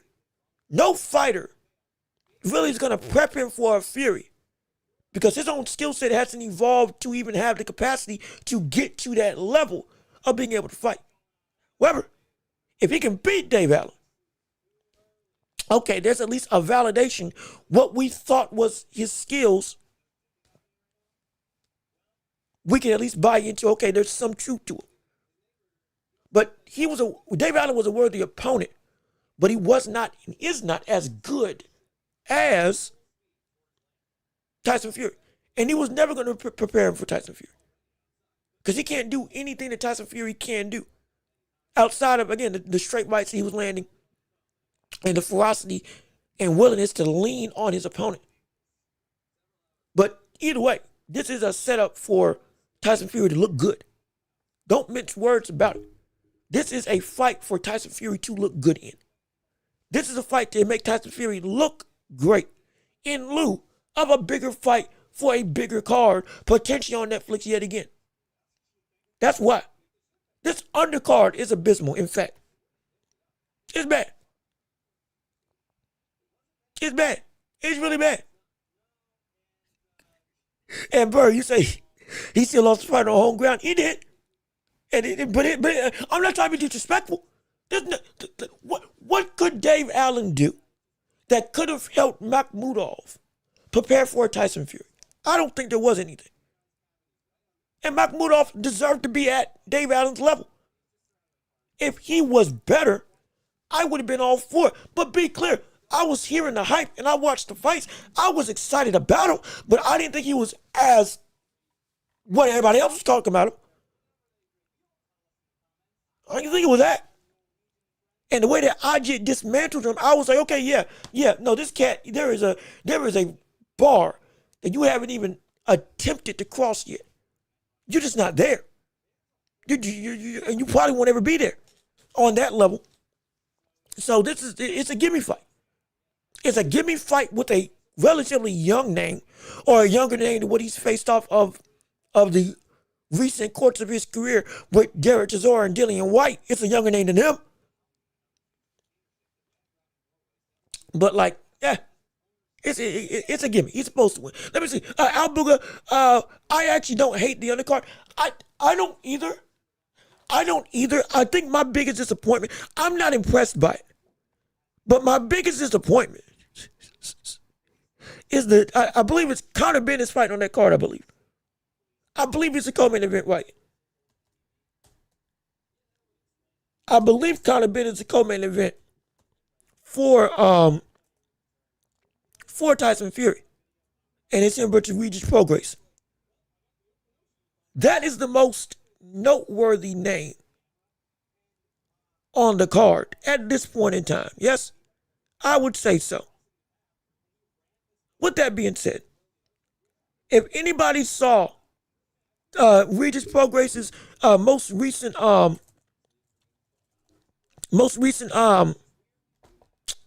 sparring footage, and if I can find it, I'll bring it up with you. Regis Prograis about to get put to sleep, and that fight is not about to be. That's not about to be an exciting fight. I'm sorry. I'm so sorry. I'm not trying to put a damper on things. I'm there for the main event. I am there. You can enjoy the rest of the card. I will too. But I'm there for the main event. And if and the other fights, it's kind of just not my biggest cup of tea. And it's because the competitiveness of Regis Prograis, I think, is going to be nowhere close to anything. Not a sniff of competitive fervor. Because Prograis, at this point in time, I think he actually got injured. But he has no feet at all. He has no feet whatsoever. None.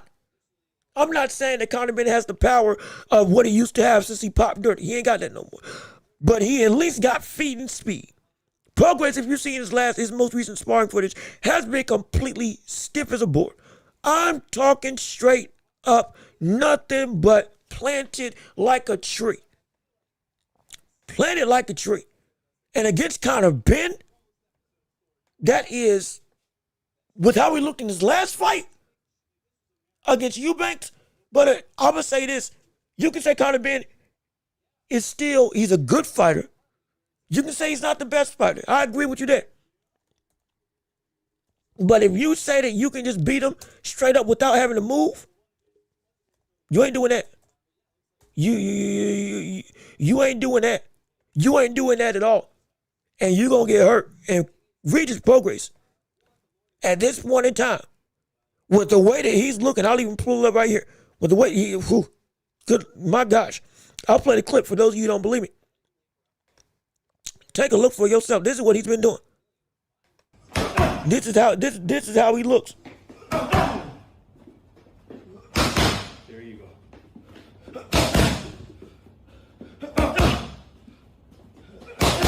Nice.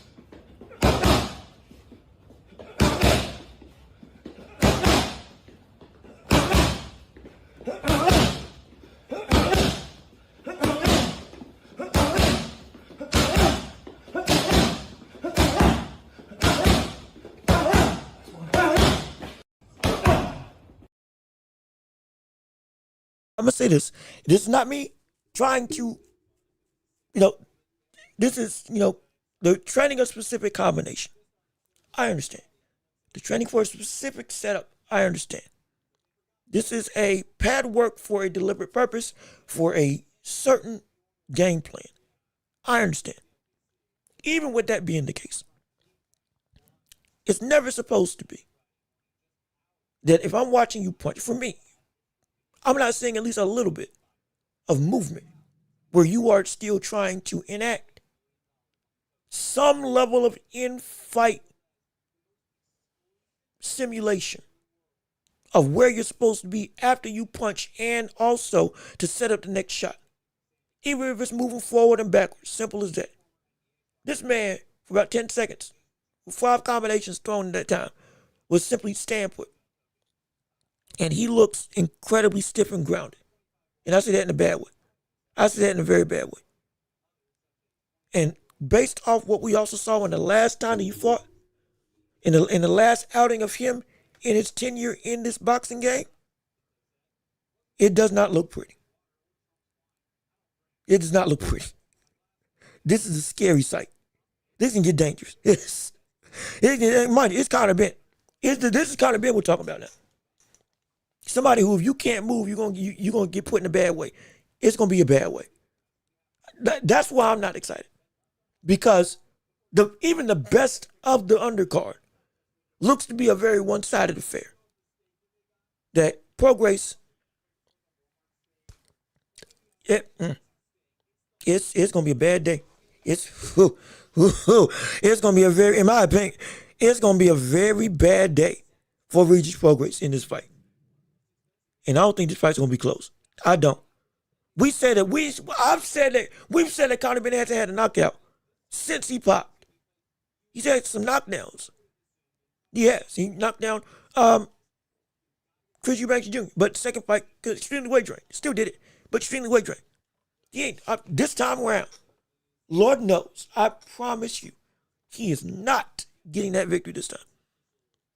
In terms of Progress, Conor Benn can get a knockout in this fight. Conor Benn can get that streak of knocking somebody out or end it and get a knockout on his column with this fight. Without Progress looking, it ain't great. It is not great at all. But let me keep on reading your thoughts and opinions on the day as we keep on talking through this show and conversating about the world of boxing and beyond. We appreciate you all tuning in. Please, if you haven't already, keep on liking the stream, keep on sharing the show. Great, we got 17 likes on this live stream. If more people want to keep on hitting the like button, it does me oh so much good and helps us all to grow as a community together. We love you all. We appreciate you all, and we want to keep you all around, not just for the show, but to keep on investing in the conversation and adding your voice to the world of boxing as a whole. And we're going to keep on reading your chats and responses down below right here. Let me keep on reading. Actually, I don't hate the undercard. You don't, again, you can like it. I am just not a fan of this undercard at this point in time. I'm just not. I am really not a fan of it. Do you believe they paid Conor Benn $15 million to fight on the undercard? If we're talking about TKO, yes. Yes.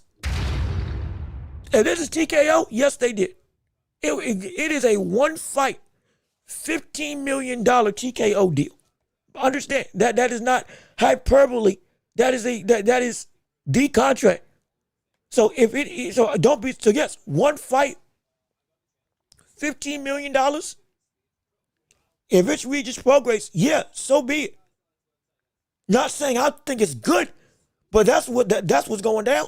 That's why I hate it. Be clear, I hate it. I hate it that this is what that 15 million is going towards for one fight.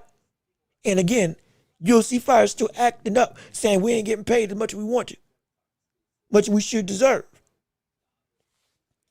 But that's a conversation for another day. But yep, that's right. They're getting paid for it's 50 million for one fight, and it's gonna be Regis Progress. After this, does he re-sign with them? I don't know.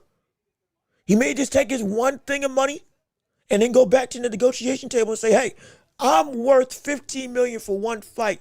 Anybody who signs me from this point on, it's a minimum 45 for a multi-fight deal. I want this same deal going across the board against anybody. Anybody at this point. Reset the market on my value because Zuffa paid me this. Y'all don't want me to go back there, do you? So y'all better pay me what I deserve more than Zuffa over wherever. Guarantee you. I guarantee you. He's gonna try to use this as leverage. I promise you. Let me see.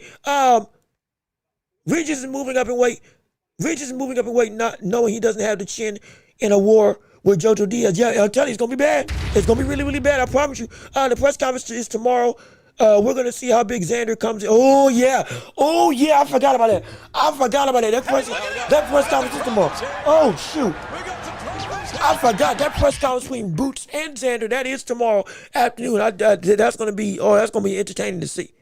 That's gonna be fun to see. And watch, Xander's gonna probably look at least 190. He gonna look he gonna look a little doughy. He gonna look doughy. He's cutting to get down. He gonna look doughy, but it's gonna show you the sheer size of what Boots is dealing with when it comes to fighting against opposition. It's gonna be a real testament to, okay, 154. This is a different division. Oh, I'm telling you, that first face-off, you're gonna have people dissecting that the kingdom come. I promise you. I can see a stoppage. No KO though. Conor just isn't that good. Compared to Regis, he is that good. Conor is a good fighter. He's not great, but compared to Regis, he's great.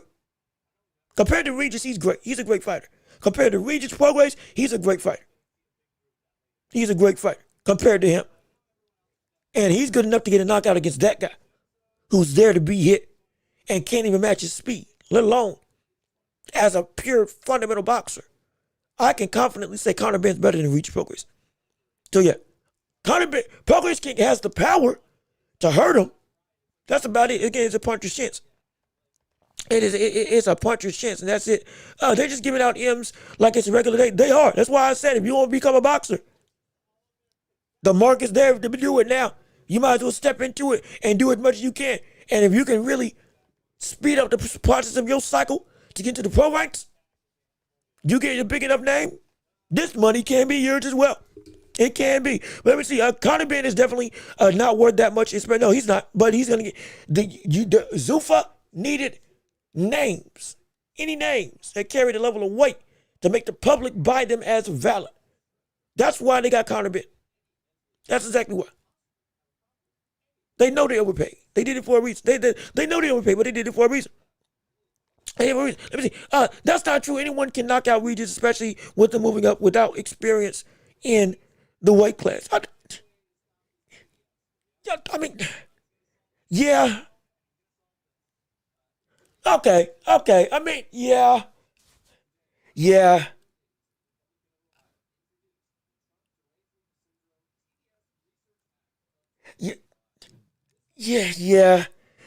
Most at this stage in his career, moving up in weight, yeah, most people can. But even still, I just think Conor Benn is just way better as a fighter. That's out of pocket, Jean-Luc. Regis is a two-time champion. He gave Josh Taylor a great fight. Conor never even fought for a title in his whole career. No, you're right. And you're right. Progress is a champion. Progress has been touching gold, and Conor Benn is never. I'll dial back the disrespect. That's, again, you call me out on it. That's no problem. because he is accomplished. He does have the legacy, or he has a legacy of, at the top level, I've competed with the best of the best, and I've been able to do work against everybody else. But that was of a bygone age. It's the current iteration of Regis Prograis I don't have faith in. I don't have faith in. The current iteration of Regis Prograis moving up to a new division after, again, life or death with Jojo Diaz. And now you're fighting a Conor Benn who we were saying was ballooned up in weight when he fought Chris Eubanks Jr. both times. And is now coming back down to where he should actually be at for his body. It's hard for me to say that this current version of Regis Prograis is better than Conor Benn. Though you can say that he is more accomplished. He has a bigger legacy. He has competed against people like Josh Taylor, who at one point in time was in the pound-for-pound rankings. And he's also fought Devin Haney. He's had better experience than Conor Benn. But at this point in time, as a fighter, I just don't think he is a better fighter now because of what his career of the last couple of fights that I've seen him in has done currently. That's why I say I don't think it's going to be that Conor Benn is going to struggle. I really don't. Let me see. I don't understand the KO talk. Regis has never been stopped, let alone knocked out. Regis is watched moving up, but Conor is also moving down a lot of weight. We got to see how Conor looks out there. Conor should win. I'm with you on that. Okay, so it's the way, it's the how Conor wins is the issue at hand. I'm fine with that. He's never been stopped. Sure, he's been knocked down, but he's never been stopped. I'm with you there. I just don't think. I think it is the volume that Conor Benn will throw with this current iteration Regis Prograis. That's why I think he'll get the knockout. That's why. It's the volume. And the volume and the speed.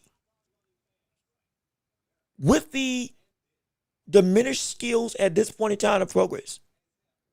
And if we're going to see Conor Benn come back down and the drastic weight loss doesn't affect him, and he actually performs better because he's closer to his, better built weight for his body, where he's more comfortable with.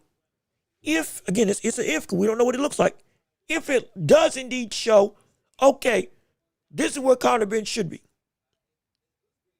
And he doesn't diminish in the skill, in the descaling of his body. And Prograis looks like the stiff fighter, flat-footed in nature, that shows a sign of real aggression that I'm seeing in these sparring and training clips.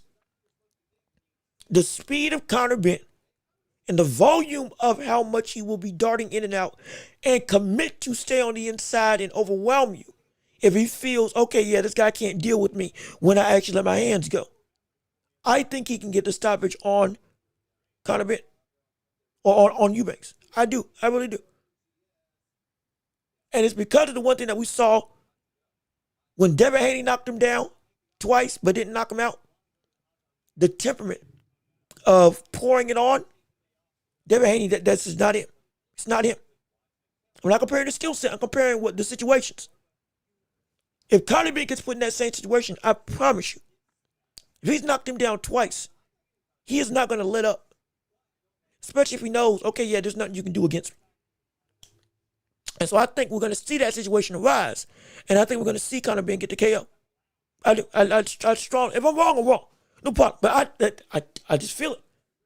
I really do think it's going to happen. Let me see. I can see it's time. We'll see. We'll find out. That's why I want to everybody tune in on Saturday. It's on Netflix for free. Just so you know. It's on Netflix for free. Well, not for free. But if you're paying for a subscription, it's on Netflix. Ask your local bar, your local restaurant. Put it on. Sign into an Netflix account if you got to.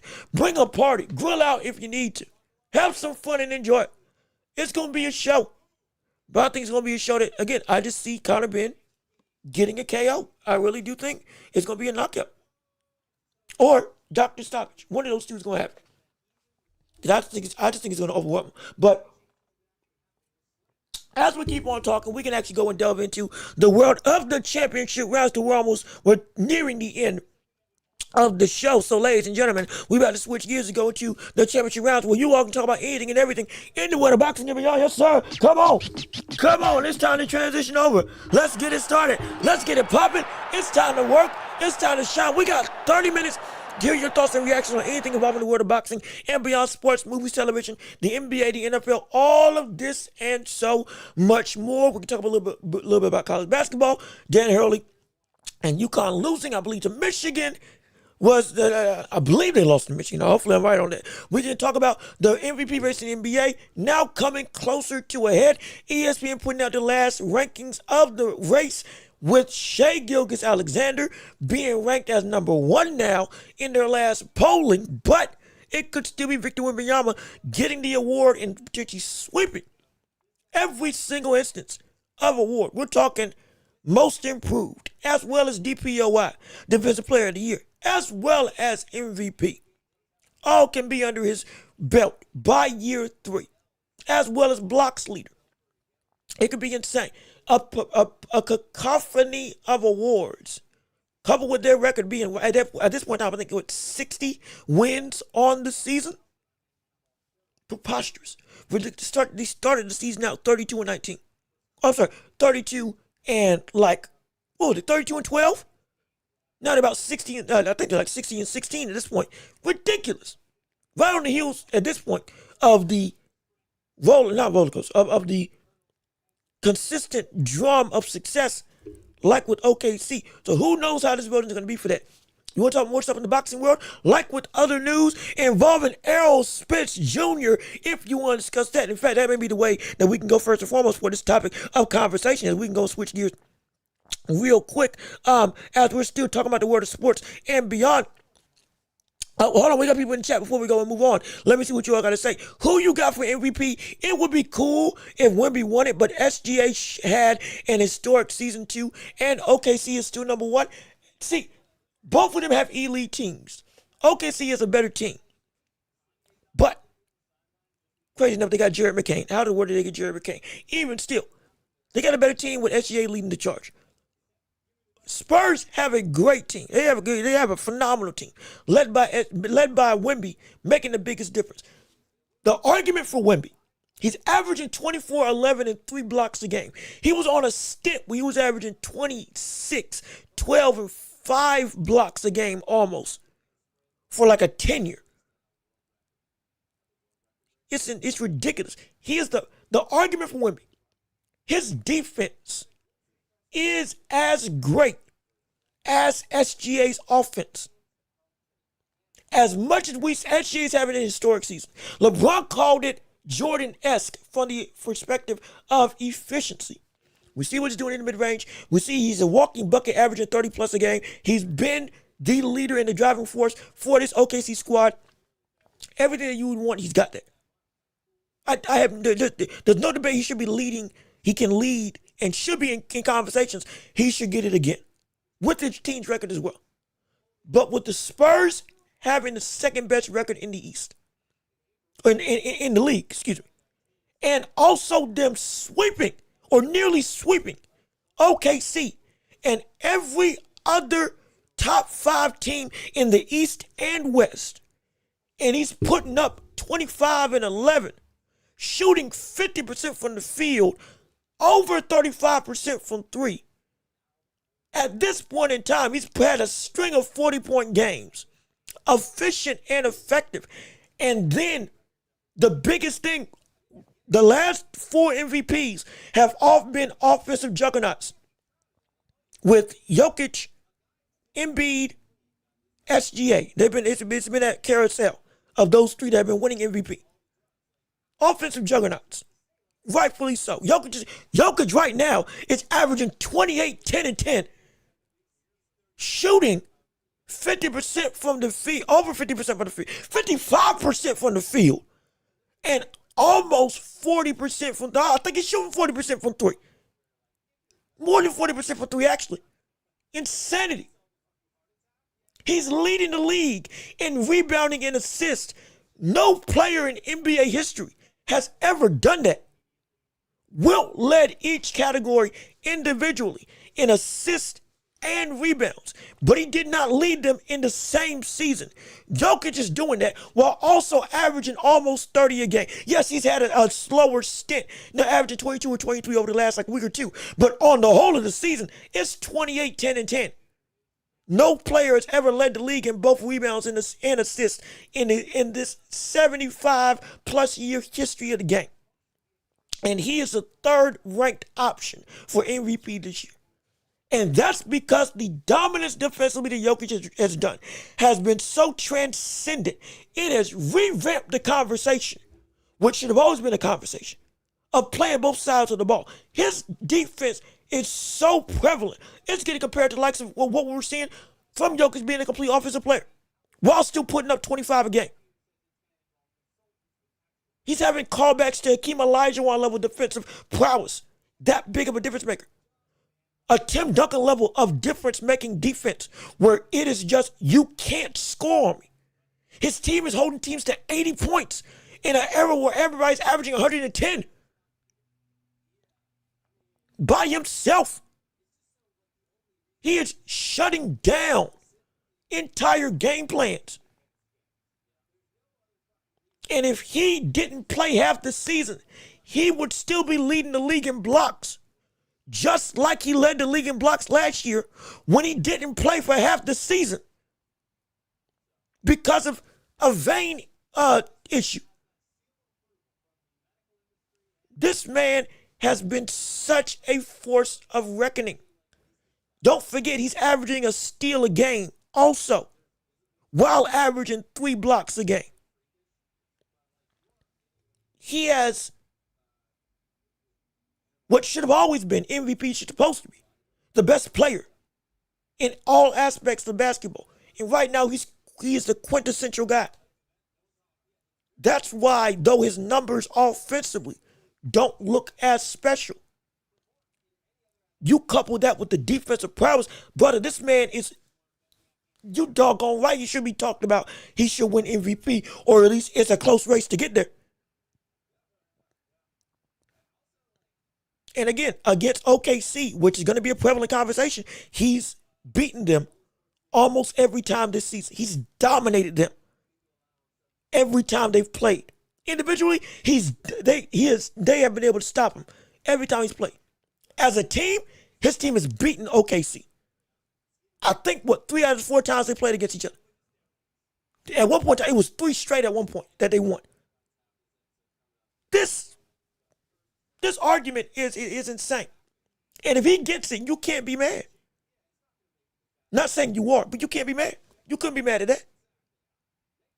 Because he said he's gonna be the best player in the world at some point.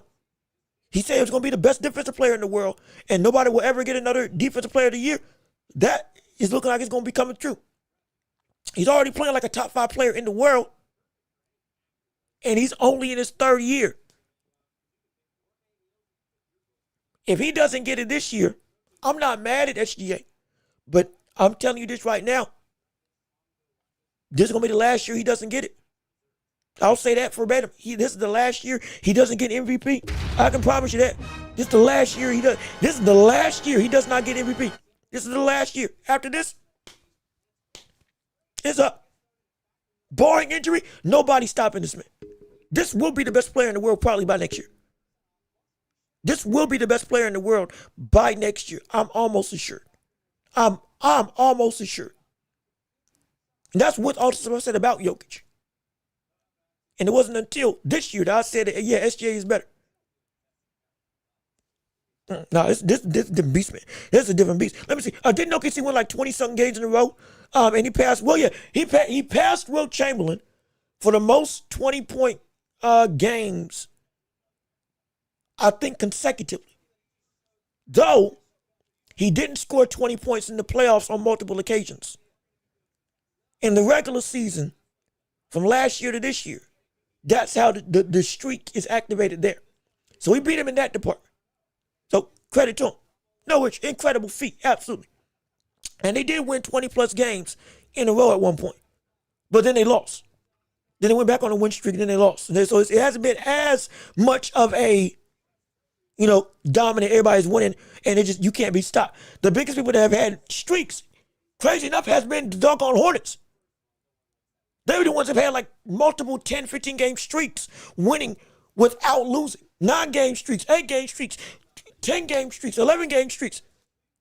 They'll lose and then they'll win 6. They'll lose and they'll win like 9. They'll lose and they'll win 5 in a row. Beating OKC.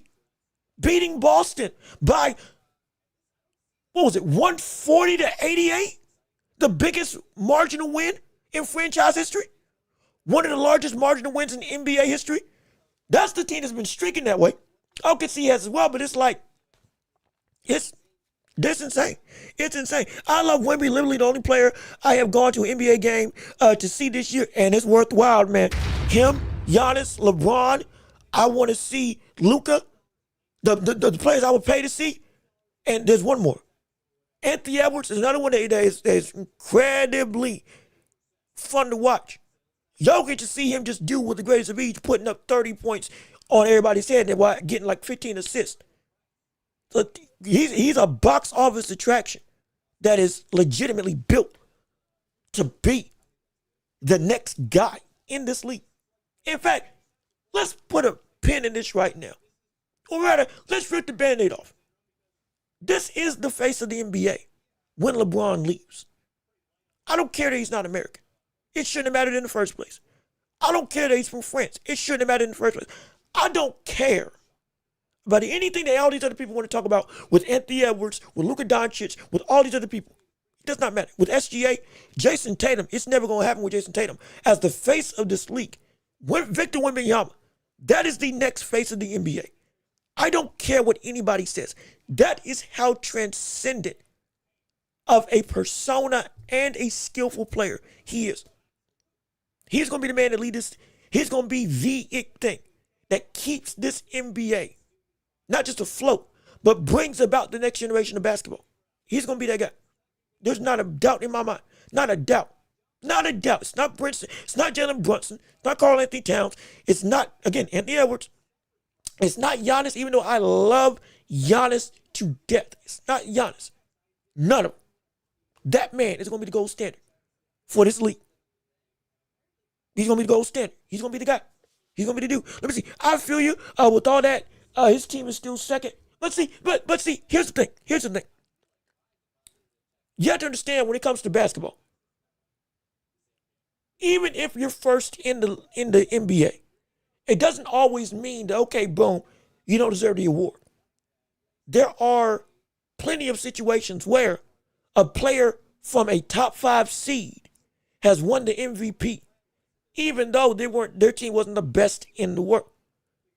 Russell Westbrook won it as a 7th seed because he carried and drug Oklahoma City to a playoff spot and averaged triple-double doing it. And then did it 4 more times, And he wasn't the best in the league. If the threshold for most in terms of voters, top 5 in the world in terms of your team. Specifically, if you're within that top 3 threshold of the NBA in your conference, you get valid claim, okay, we can take you seriously. And it's not going to detract as much as if you're not the best top seed. Because don't forget, at one point in time, the Suns had the best record in the NBA. And Devin Booker was averaging 27, 5, and 5. Great stats, MVP level stats. But he shouldn't have been considered the top guy. He had a better record than Jokic at one point during his run in the Western Conference. But he was 5th in the rankings by the time it ended. Because the record isn't the whole story behind what makes a player the MVP or not.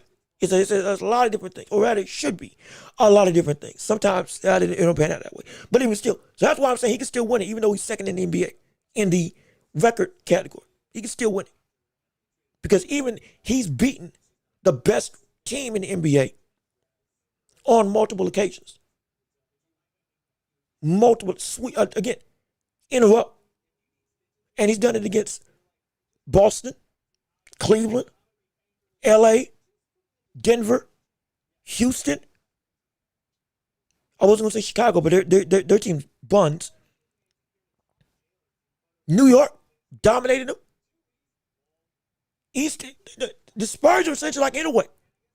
The top 5 in the East and the top 5 in the West. They've beaten them all multiple times, 1 through 5. And it wasn't close. That's what the Spurs are doing. And I guarantee you, people are taking that into account. They're taking that into account along with his individual play. Let me see. And Wemby is charismatic and doesn't have the personal baggage like Ant-Man or some other players. Ant-Man's got his own thing. Ant-Man is just authentic. Like Ant-Man is just Ant-Man. Like he been like this. He been like this since I saw him in high school. He been like this coming out of college, and like he just didn't change, which I'm fine with. If you want to talk about the off-court issues, that's more so of a John Morant, Jay Nivey situation. Lord knows, Jay Nivey ain't no star, but that brother in some hot water and for good reason. That man is out of pocket. He had a great day in the morning. My gosh, Lord. Whew. But that's another conversation. Wembanyama has the personality that people have wanted from their stars. Crazy enough, I'm trying to make this a LeBron thing, but when LeBron had the same, talking about what he was going to be, how he's going to dominate, and what he's going to do for his career, people vilified him. They did. Go back and listen to the early 2000s. They vilified him. But when Wemby does it, it's appreciated. We want somebody to talk like they want to take over the league. We want somebody to go and take hold of the reins and say, hey, get what you can now, because when I step up, ain't going to be nothing for nobody else. He's walking in a confidence that is backed up by a skill set that is making it believable. Okay, yeah, you can't mess with me and you know it. And I'm going to tell you, you can't either. I want the baddest of the bad to come and see if they can beat me. I'm going to play with the passion of a Giannis, with the skill sets of a guard, with the professionalism in this situation of like a LeBron, but with the killer mentality that we've seen all the other greats have, where when you step on the court, I'm going to talk against you. I'm going to do everything I can. I'm going to play with fervor. I care about every game. I cried in the All-Star break because my team lost because I wanted to win. That's passion. KG, he trained with KG. Kevin Garnett cried when he was asked by his former coach in a public interview that aired on television about what he feels like to lose with this Minnesota squad that just wasn't good beyond just him. Because he was carrying the weight of this city and said, man, I want to win. I'm doing everything I can. I don't want to cry in front of y'all, but this means that much to me. Wemby's got that in him. And he's unashamed about it, which I'm happy for. Just like with Giannis, just like with Kobe, just like with LeBron. It's an unashamed love and passion that I'm going to give it everything I got. And people now, that was what the old school of basketball, that's what they always said they had. Even though, again, 90s, 80s and all that stuff, the more we've delved into it, the more we say, okay, some things y'all were overblown. But the majority, yeah, they're great. But that type of nostalgic feeling of what a player who can be the best in the game should talk about themselves as and present themselves when they're trying to be the best in the game. That X factor of we feel you're going to run over this league. That's what Wemby's bringing to the table. And with the production that backs it up, it makes it even more exciting. So the public is buying into it. They're buying into it. And I'm glad. I really am glad. Let me see. I'm with you. Wemby has the tangibles and the intangibles. And he's got everything you want on blocks. He's got timing. Similar to what we saw with Bill Russell back in the day. Will Chamberlain back in the day. Dikembe Mutombo, Hakeem Olajuwon. He's got the height of a Mark Eaton, but the agility of somebody, like a Jason Tatum. He's disciplined and he plays to his size. We always talked about there's too many centers that come through and they're dribbling too much. Instead of just, like Joel Embiid, instead of just putting it back to the basket and getting to the hoop on a person that they know they can overwhelm and outclass. Wemby still dribbles, does all that stuff, but he never doesn't take advantage of, okay, I'm getting to the paint, I'm getting to the hoop. I'm 7'4", and I'm going to play like it while still incorporating the other aspects of my skill that make me the unique unicorn that I am, the real unicorn. He's patient in all means. He's a phenomenal passer, great passer for somebody who's only got 3 years in the league. He is the hub of their entire offense, yet can defer without any issue. Without the ball, he's still the most impactful player on the Spurs. With the ball, he's the most impactful player on the Spurs. There's no instance where he is at, where he isn't the biggest threat and you don't feel his weight. You see people disappear when they're not touching the rock. You see people disappear when somebody else has the hot hand. You see people disappear when things don't go their way and or when a game plan changes for what the team needs at that point in time. But with Wemby, it doesn't work like that. It doesn't work like that. The son of the universe that is the Spurs, and subsequently the son that is the other team in their universe are trying to win. All of it is dictated around one man, Wemby. No matter what the situation brings to the table. That is greatness. That's discipline. That is adaptability. More than that, that is a skillful nature of ball where you are, and I don't say this about everybody, but that is a level of ability in all of those different aspects. That's why I can say he's got the makings to be one of the 5 greatest players in history. He has the capacity to be one of the 5 greatest players we've ever seen in basketball. Because all of those greats had what we see Wemby have. Do what we see Wemby do. Where in every facet, they are the difference maker. No matter how much involved on either end of the floor they may be. They make the most out of every single instance of their gravity wherever it is. That's what Wemby's been able to do. And that's what makes him so incredible. That's what set him apart. Already right now, he's top 5. He is raw in a skill set, and he's like that. By the time he gets to year 5, ain't nobody's going to be able to touch him. Not a soul's going to be able to touch him. I guarantee you. I promise you.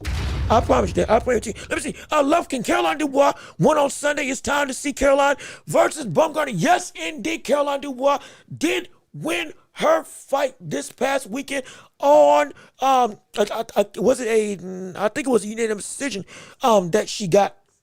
Alyssa Baumgartner rooting mighty against her. But either way, as we saw on social media, but now that rivalry looks to potentially actually happen. And we can get them two fighting against each other. And that's a fight. I so do hope we get that fight happening. I want it. I want it by the end of the summer. I want it by, was it April, May, June, July, August? I want that fight by September. That's such a good fight. That is such a good fight. That's such a good fight. And that's a fight. That's more than a good fight. That's a close fight. That's a fight that, if we're going to be completely honest, Baumgartner could be in a dangerous situation. Baumgartner could be in a dangerous situation. Going up against Caroline Dubois. She's a great fighter. She's a phenomenal fighter. Phenomenal fighter. But Caroline might be the straw. And when it comes to the power perspective, somebody brought up something on social media. I believe Alicia Baumgartner had popped dirty before in her career. And as she's been fighting, she's still been fighting incredibly well. Even, post, the popping for drugs case, still been dominant, still been one of the best female fighters in the land, been doing it clean, and we love it. But the one thing she hasn't had is knockout. The bomb, Alicia Baumgartner, has not been bombing people away like she formerly was. Caroline's still carrying that legit power now. Well, like, she's knocking people down. She hurting folks. In a way that it is evident. We can see it. That skill accumulates damage, not just points. And Baumgartner, it might be that Baumgartner may be outclassed in power perspective by Dubois. That could be a big deal. That could be a big deal. That could be a huge deal. That could be a major deal. Because they both can fight. They both can scrap. They both can go to war. They both can box. And generally, when it turns into both people can box, at some point in time, a fight does break out. Caroline can win those fighting exchanges. I think she's a better brawler. And so, if Alicia can't hurt her and get her off of her in those exchanges, Alicia Baumgartner could be in, she could be in some trouble. She could be in some real trouble. Let me see. AB pump faking. I'm not feeling her energy at all. It ain't. I'm gonna tell you, this ain't what it should be. It ain't what it should be.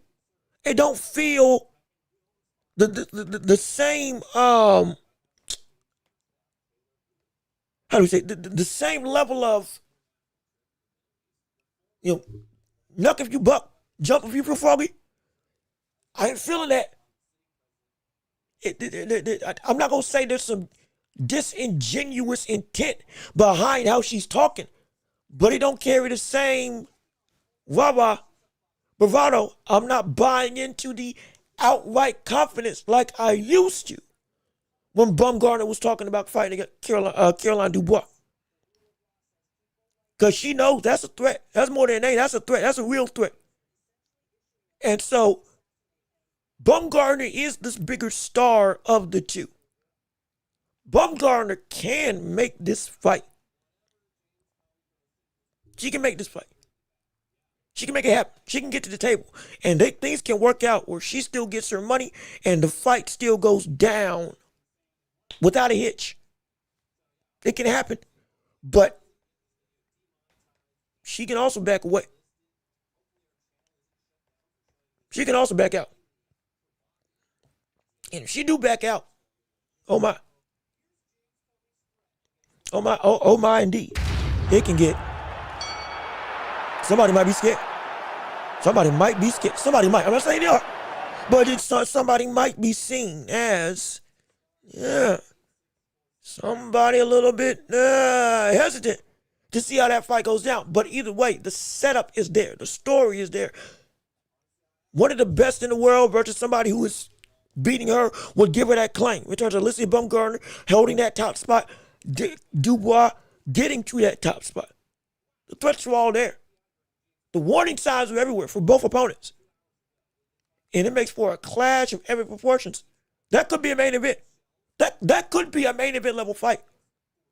At best, at worst, that's a co-main event on a huge card for men or women's boxing. I don't care which headliner is teeing up.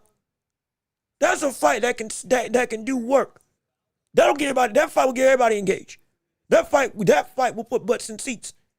That fight's entertaining. I'm telling you. Let me see. The big problem is I don't see AB going to the UK, and Caroline might be too young to get dragged to the US. Where do you think they would do it?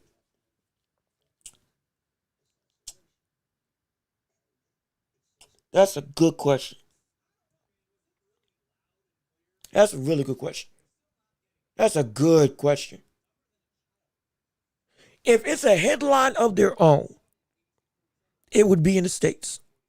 on MVP Promotions somewhere in America.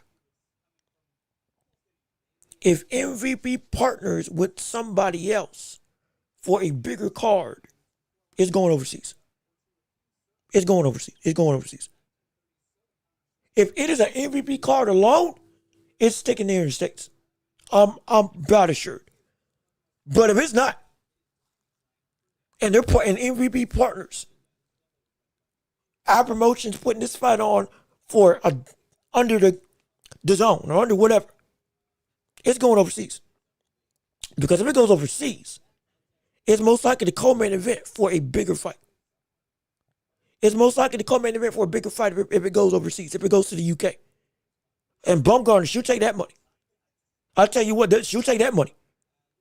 I would too. I don't blame her. I would take that. I want you to imagine a world. Carolina Dubois got to win. Bumgarner got to win. They've been negotiating. Things are going through. And all of a sudden, we see this weekend Tyson Fury wins. We see Tyson Fury win. The next fight Fury's going to have will most likely be a huge occasion.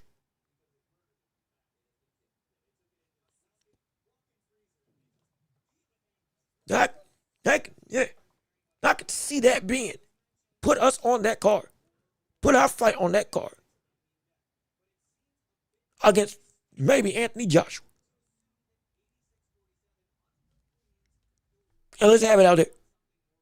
That'll be worth the move. AJ, AB got an ego and a legitimate claim to be the A side. She does. I'm not denying that. Again, Alicia Bumgarner is the more well-known name. Her, Katie Taylor, Meta Serrano, Clarissa Shields. The four biggest widely known names in women's boxing. Katie Taylor getting ready to retire.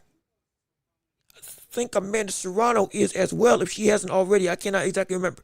But either way, she would be the A side of the bigger claim to fame. No, I'm not going to debate that. But the sacrifice of what could be the payday that she's bigger money than she's ever seen, I strongly think it would be overseas. Because you couldn't tell me that fight on the undercard of a Tyson Fury fight as the co-main would not be worthwhile. It could happen here in the States, but I'm thinking from the perspective, how can I get this fight seen by the most people possible? That's how I'm thinking. How can this fight get the biggest eyes on the event for them? It could main event on their own. Be clear. It could main event on their own. And MVP has put on some, I despise Jake Paul, but MVP has put on an incredible cacophony of female women's fighting cards that we've even watched that has been phenomenal. It's been incredible. Like, they can put on some great stuff over here in the States. I have no question about it. But for this fight, it can main event here. And I have no issue with it. And it will sell out really good. But if it does happen in the UK, though it wouldn't be the main event, my gosh, the amount of people that would be watching that fight, and it would live up to the hype. Be clear. That's a fight that could be, let it sneak up on you. That could be one of the best fights of this year. Let you get out the way of thinking about what this fight's going to be. That could be one of the fights of the year. How their styles can clash with each other. I want to see them get the praise that they deserve to help even bolster their career even further, win or lose. And because of that, I think the UK would be, or overseas, would be a better propensity. Now, if we can get a big fight that would be of that caliber of a Fury, AJ, or something like that here in the States, and you put that on the undercard, then yeah, have it here in America. No, but do it. Go ahead. I just don't know if a fight that could be a Algit Stadium or a Dallas Cowboys Stadium level insane back and forth affair. If I want that to have the hype that it deserves, I don't know if fighting here in the States would be worth the thing. I think over there they will get even more revenue and money and eyes and acclaim and fame. And after this fight, they're even more well known.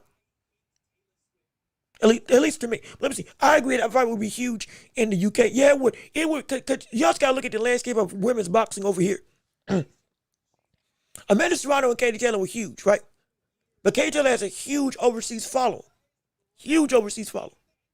Amanda Serrano was getting known for her wars with Katie Taylor in the waterscape of the boxing world because they had two of some of the greatest female wars and just straight up boxing wars we'd ever seen in the history of this sport. I have no issue there. That's absolutely the truth. But the bulk of their acclaim came from over there. And then we started paying attention because it was like, oh my gosh, y'all are making so much noise about this. How good are these people? And then we watching, are they good? Got to the point that then, okay, it got so big because they were doing so much good work with notoriety overseas that then now you all can headline your own card right here in America. Because we saw what was going on with the noise y'all were making over there. It's going to take that. And in America, female boxing isn't as prevalent outside of, honestly, one name. Two, if you want to count Amanda Serrano now, because she's a well-known name in the States now in boxing. But outside of Clarissa Shields, the biggest thing that we got in boxing for female boxers, women's boxers, are Alicia Baumgardner, Amanda Serrano, Clarissa Shields, and Layla Ali. I'm dead serious. Speaking from, again, me living here. Those are the biggest names that we got. And one of them's been retired for over 20 years. Just about 20 years. To Layla Ali. I don't think it would get that as much pull. Because in Serrano and Taylor, they had a story that had been built up to that when they fought finally in the States. Though the fight didn't live up to the hype itself made it, we got to see what's going down. Coupled with Netflix also being Netflix. I don't think Baumgardner and Alyssa have that beef to that extent. And in the States, the notoriety just isn't on that par yet. But over there, it's a lot more, they're more familiar as a fan base with what's going on with them two. And how good they are. And they'll show up and show out for that. More than over here in the States. Sadly, that's the case, but that's the truth of the matter. And so that's why I think it should happen over there. But even still, I want to see what you all got to say. Let me see. Also add Sweet Poison and Michaela Mayer. But Michaela Mayer, she's a big name, but she's not on that spectrum of, if you ask somebody to name off the top of their head, you could pick up, okay, Michaela Mayer. Not because she's not good. No, she's a phenomenal fighter. She's won a title. I'm talking about in the casual eye, in the average boxing fan eye. Because this is a business. As much as I want to keep it boxing, and we talk boxing, like in sports as a whole, we also try to give you the perspective of the business side. Michaela Mayer is not the forefront of conversation with names in women's boxing, though she is a great name. I'm not diminishing her. But when compared to Alicia, Shields, Serrano, that top tier, everybody else for America, a lot of times we have to really, put our thinking caps on to think about, okay, who else is there that is a notable, viable name in women's boxing? Michaela Mayer. I forgot. Michaela Mayer, phenomenal fighter, incredible woman. But she's on that. She's not on that forefront tier of notoriety. Which again, she can get there, and she should be there. She's an incredible fighter. But I'm just giving you the optics of what we see in the States. For the U.S. where I'm at least down south where I'm at minimum. That's why, and this is a bigger thing because a little bit of a rant, but the UK scene in boxing and the European scene in boxing, they are a lot more advanced in their notoriety and identification of multiple other fighters beyond just the biggest people in the world. For America, it's either you're big or you're a bust. For Europe, even the top of the top, Usyk, Fury, they get their notoriety, AJ, that's going to happen, just like we're here in the States. But then when you get a tier below, you still get a bunch of love, a bunch of hardcore support. Johnny Fisher was up and coming. He had a whole fan base following. Derek Chisora, when people would look at his career and say, he wasn't that great of a heavyweight, even though he was really good, but he is a countrywide icon now. You got so many other fighters that are, I think, what was it, Washington? Is it Washington? I think like Lee Woods. Like you getting, they coming out. People that America would say, we don't care. Y'all are like, we do care. Cause this guy's great to watch. He's fun to watch. This guy can fight. You should care about him. Cause boxing is so much better. It's in so much of a better position overseas, in the UK, in Europe, even in Japan, China, out east.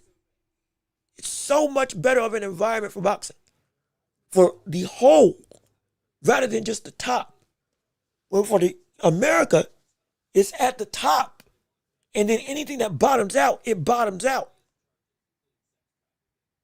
You'll find we'll get excited, but it ain't like we'll take it seriously unless it's somebody like a Terrence Crawford, a Canelo Alvarez, an Errol Spence Jr. Those types of names and faces and stuff. We rock with what's already there. That makes sense. We rock with the stars that we make or the stuff that's already established. Not the stuff that's growing or the whole of the pie when it comes to what part we like to eat. It's just the middle. That's it. And so it's a shame. That's why, thankfully, we're trying to get some change. We're trying to. Anyway, to see how the sport goes. Gabrielle Fundora, another woman. Like, you could argue she's the best female boxer in the world. Gabrielle Fundora is the current undisputed champion. She is the knockout artist of our current point in women's boxing. She is entertaining as all get out. Fights just like her brother. And my gosh, they're both destructive.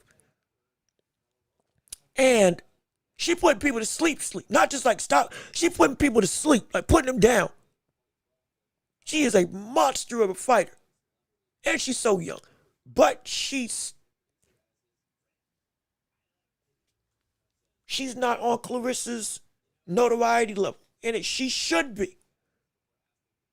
At this point in time, she should be talked about as the best, or at least on par with Clarissa, as the best boxer in the world for women's boxing. She should be. She should be seen as, we got to get her on a main event. We got to get this woman a challenge to put on a big time card where she is one of the fixtures surrounding it. But it's like the notoriety just hasn't caught up. And it should have, but it's because we're in terms of the states, we're already focused on Clarissa, Alicia. That's the two biggest names of the thing. Everything else happens how it may. Sadly. Hopefully we're growing out of that. And I can't wait to see as we continue to try to educate more people on the sport as a whole in the States and abroad. Let me see. UK loves their fighters and they love boxing. I respect it. I do too, man. I do too. And and mind you, I love the NBA. I love basketball. I love it all. But if boxing was a part of that three-pronged category of sports, good gosh, man, America would be popping. We'd be popping. We would be popping.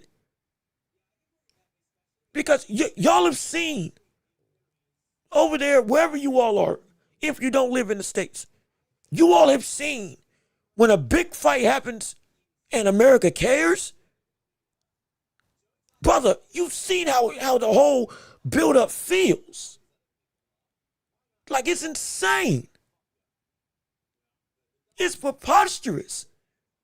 When we bring out the red carpet for a fight that we actually care about, we go to the nines and beyond. And the whole atmosphere around that month or two build-up feels like a dream. I'm not saying that we do it better or worse than the UK. I'm just saying, you see, when we do care, we can make this sport feel like it's on fire. It's just the fact that we don't. Y'all do it all the time. Y'all do it all the time. UK and overseas, they're gonna do it in Japan they did it in Japan with Inoue versus Lewis Neary. They did it in Japan for Nakatani versus Inoue. This is happening right now.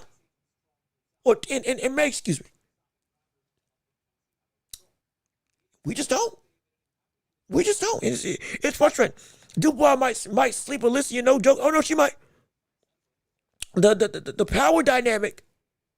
Dubois is a better puncher than Alicia. Alicia is a better boxer. But Dubois is a good enough boxer. She can keep up with Alicia's skills. Maybe not her speed, but her skills. And she got enough power that she can crack Alicia through her guard. And if Alicia gets trapped in the corner or gets put on the ropes, Dubois gonna go to work. So you better believe Dubois got plenty of answers that she can try to go to deal with the skills of Alicia Baumgart.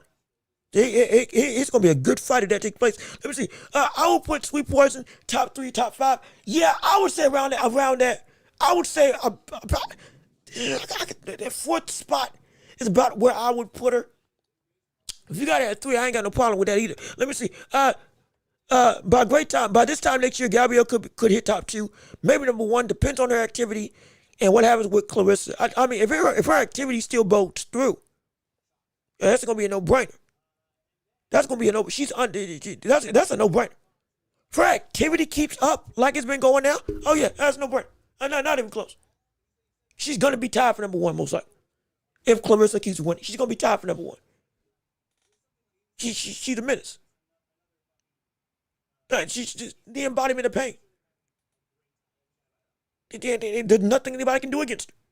That's I can't say that about anybody else. You can do something against Alicia. You can do something against Baumgart. You can do something against Michaela Mayer. I don't know what anybody can do with Gabrielle Fundor or Clarissa Shields. Those are the 2 people. I don't know what you can do with them. I don't. You can do something with Katie Taylor. I don't know what you can do with Fundor and Clarissa Shields at this point. That's a Rubik's Cube. I can't figure it out. I don't know what you can do with the current sector about it. It's insane. It's ridiculous. And she's only getting better. She's so young. She's still so young. And she's already this good.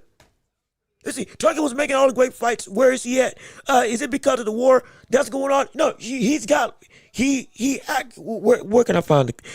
He put out, somebody asked him this over social media. And he had put out a response about that very question.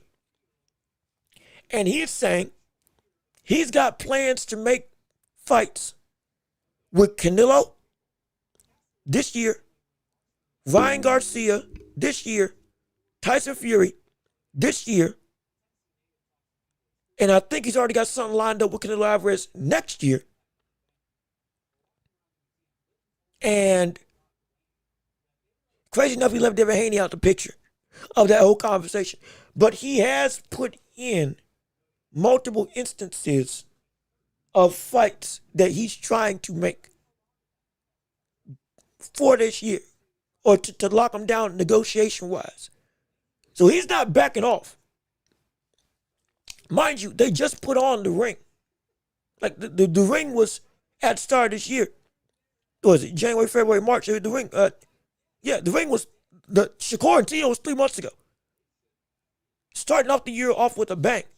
Most of the fights with Turkey are going to come by late summer to December. That's when stuff really starts heating up. That's when things start popping off. I think Zerto and Benavidez is also a part of that Ring Magazine conglomerate, per se. Which at this point in time, most of the stuff that the Zone's putting on is in regards with the Ring Magazine. But he just hasn't been like at the forefront face of it like he was with Canelo and Crawford, or Fury and Usyk, and those types of fights. It kind of tracks, because the whole point of him being out in front, get speculation, be clear, speculation, but going off of what we know, going off what I know, when it comes to, or at least what I've seen when it comes to building a business or building a brand and all this stuff. For the first year or two, you really put yourself in front of everything. Dana White did the same thing. And then after you get some traction, you get some rapport, you don't get in the forefront of talking as much as you did, even though you still do the work. Now, I'm not trying to say this is what Turkey's doing. Y'all's got to trust him. I'm not trying to be a shield or anything like that. I'm not paid for nothing by nobody. I don't have no pull in anything. The only attachment I got to the Ring Magazine as a whole is before they even got bought out by Turkey, they subscribed to my channel. That's it. That is it. That's it. That is the only thing I got tied with Turkey or anything involving the ring. Before Turkey got here, the Ring Magazine subscribed to my channel off of a video I had done with Noya anyway. The Ring follows me. I was shocked when that happened. That was when I had like 600 followers or 600 subscribers, whatever the case may be, which I'm thankful for every one of them. Absolutely. Early on. Didn't know why. I've been trying to blow up that same way ever since. Don't know how I did it. I'm going to get back to it. We're going to blow up again. And next time it's going to sustain. But even still, that's the only thing I got. I ain't got nothing else attached to them. They pay me, I'll say the same thing I'm telling you right now. That's what I think Turkey's doing. I have no clue. I would assume, because if I'm following what Dana White did, that would be the same metric. Okay, y'all know me. Y'all know the brand. Y'all know what we are about now. I don't have to back it off. And again, when he was doing it and always at the forefront talking about what they were making, it was Fury and Usyk 1, Fury and Usyk 2, undisputed. Bivol versus Beterbiev 1, Bivol versus Beterbiev 2, undisputed. Canelo versus Crawford, undisputed. Shakur versus Tio, top 10 pound for pound. We were consistently seeing like these fights. Okay, yeah, I got to come out and make this myself because it's that big of an event. We got major stuff going on. Now it's kind of petered out a little bit. Still big, don't get me wrong. But it's not back to back. We getting every fight we've asked for, we got. Just about. Just about. And now it's like, okay, we're resetting the deck a little bit. There's bigger stuff building. You got a talent we want to see against Usyk, hypothetically. We got Usyk against Fabio Wardy that we want to see after Rico Verhoeven. If we can see that fight, great. AJ versus Fury. That's probably going to be done by the ring. This fight with Fury and Makhmudov, with Fury coming back, I believe it's under the ring. And so like they've been putting on stuff. He just hasn't been at the forefront. And I'm not trying to be a shill. I'm just simply saying it looks like that's what's been tracking what he's been doing in his career thus far. And so that's why we see him kind of taking a back seat. But he still better keep on doing the stuff that we asked for. If you say you're a boxing fan, as you've been saying that you are promoting all this stuff, keep on doing the same stuff. Keep on. Please do. And if you're a fighter and you see that he's making all these fights, reach out to him and say, I want to make this go down. Can you help me? since you got all this money. It's a twofold street now. As much as the promoter may want to make something happen, it's also the fighters got to say, yeah. Most of the time, it's, yeah, but we've seen over the course of a couple of years, it's been some people ducked. This year, we've seen people duck. So, I hope we keep it going. I really do. And I hope without Turkey, we still get fights that the fans want. And people don't just rely on this one man breaking bread with everybody else to make stuff happen. You all make stuff happen by yourselves in terms of Matchroom, in terms of Quisenberry. Yes, y'all are under the ring, but y'all are also promoters in your own right. Work with the other stables. Supply and demand perfection. In terms of supply perfection of fights and demand that you keep on making these fights with fighters that want to go and do work. Zayas and Boots, they're trying to make a legacy. Keep building on that. Get Virgil Ortiz in the ring with somebody since we still wanted to get a belt and he's got to prove himself in some capacity. Make a fight with Josh Kelly. Go ahead, get him a title. Do work. And make fighters do work. Because you don't need just Turkey to say, we only deal in big fights. Y'all can do it too. Whole reason why he got here is because y'all weren't doing it. Whole reason why we got to this point with Turkey even being there is because y'all weren't doing anything. Holding up stuff, waiting around, waiting for fights to get too good, waiting 5 years, 6 years, 10 years for a fight to pass you by because it wasn't big enough. We're trying to squeeze out as much money as possible. And of that last era of thinking, only one fight got made that was a huge deal, and that was Crawford and Spence. And that whole build-up process that every promoter was trying to do, Fury versus AJ, AJ versus Wilder, Wilder versus Fury, all that stuff. Even though Wilder versus Fury happened. T.O. versus Shakur, T.O. versus Tank, all of that. Nothing. Nothing took place. Up until after Turkey came in and started throwing money around, which other promotions could have done as well. The only fight that we got that was of that same ilk of big-time affair was Shakur versus Spence. And that was because finally they both didn't lose. Thank gosh. And had literally beaten out the entirety of the rest of the division. On both sides of the street, there was actively no one else to fight. If it wasn't for that, let somebody else had came up to 147 or moved down from 147. I guarantee you that fight probably would have went another year. We might have not ever gotten that fight. If Jermell Charlo had moved down to 154, I guarantee you he would have fought Errol Spence, and then that fight with Crawford probably would have never happened. Probably would have never happened. Gary Antoine Russell, all he had to do was say, I'm moving up one time. And that fight probably would have happened before Spence and Crawford. And we probably would have never gotten that fight.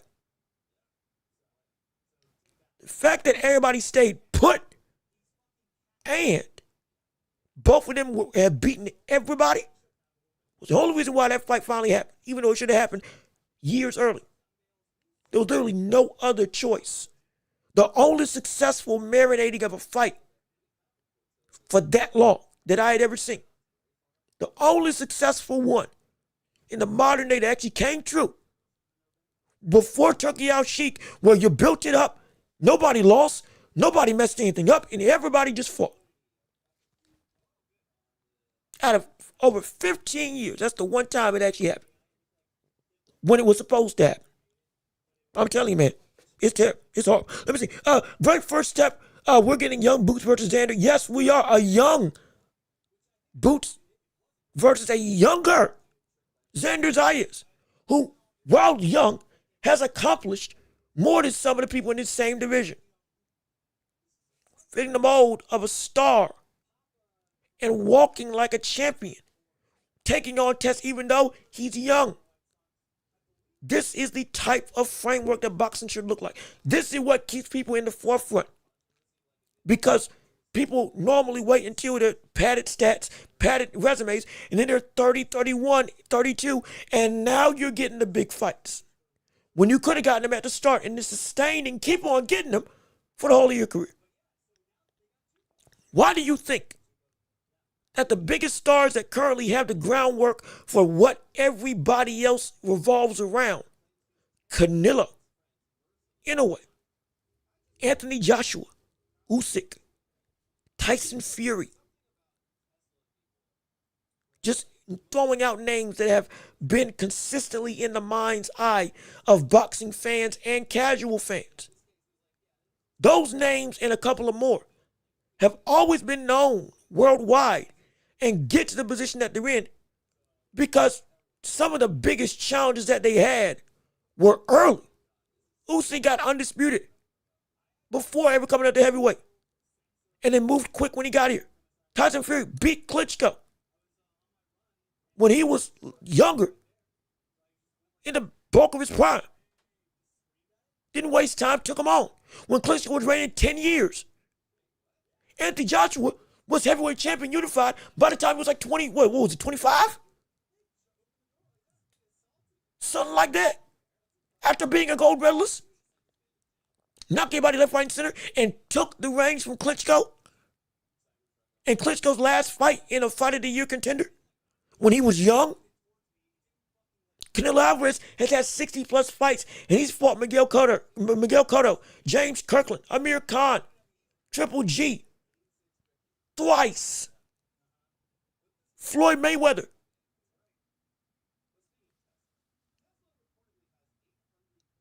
Arizona Lara.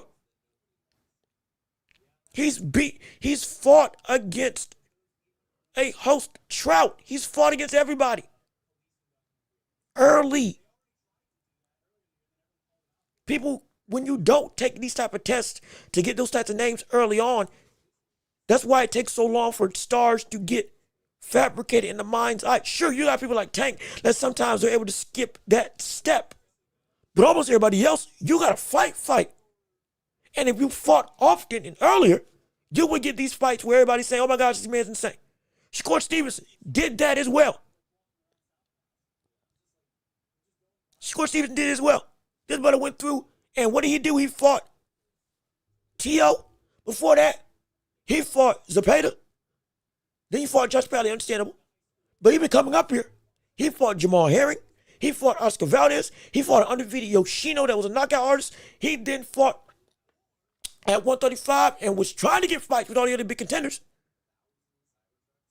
And now ended it with T.O. He did everything he needed to do and did it early. That's what we want. That's why I'm glad Zai is taking this fight. Win, lose, or draw.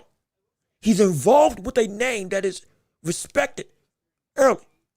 So when he does get to 26, 27, we're not looking at him as, oh, he's got more to prove. We're looking at him, okay, now he's it. That's what I'm saying. That's what I'm ready for. That's what I'm excited. That's what I'm excited for. That's my thing. And again, Burr, I see you. He's not ready. It's not about always, you're never going to be just until you get to your absolute prime. Sure. There's going to be people that you just ain't ready for. We get it. But this is the sign of greatness. Again, I'm not comparing skills, but people didn't fight. People thought Ali was not ready for the likes of Sonny Liston. Shoot. People thought George Foreman wasn't ready for Joe Frazier. George Foreman himself said he was scared of Joe Frazier when he fought him. Pedraza versus Tank. Tank has come out and said, I wasn't ready to fight Pedraza. Floyd Mayweather was trying to set me up to lose when he put me up against Pedraza. Out of his own mouth, he said that. You're never going to be fully ready. But again, as champ, you got to take these reins. You got to take this run. And as somebody who's trying to reach greatness, this is what the other greats did. They also walked this path. I'm fighting somebody. I'm good, but I can lose. I'm not the favorite.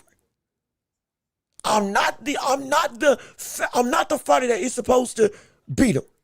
I'm not the guy that is leveraged in this fight to get a victory.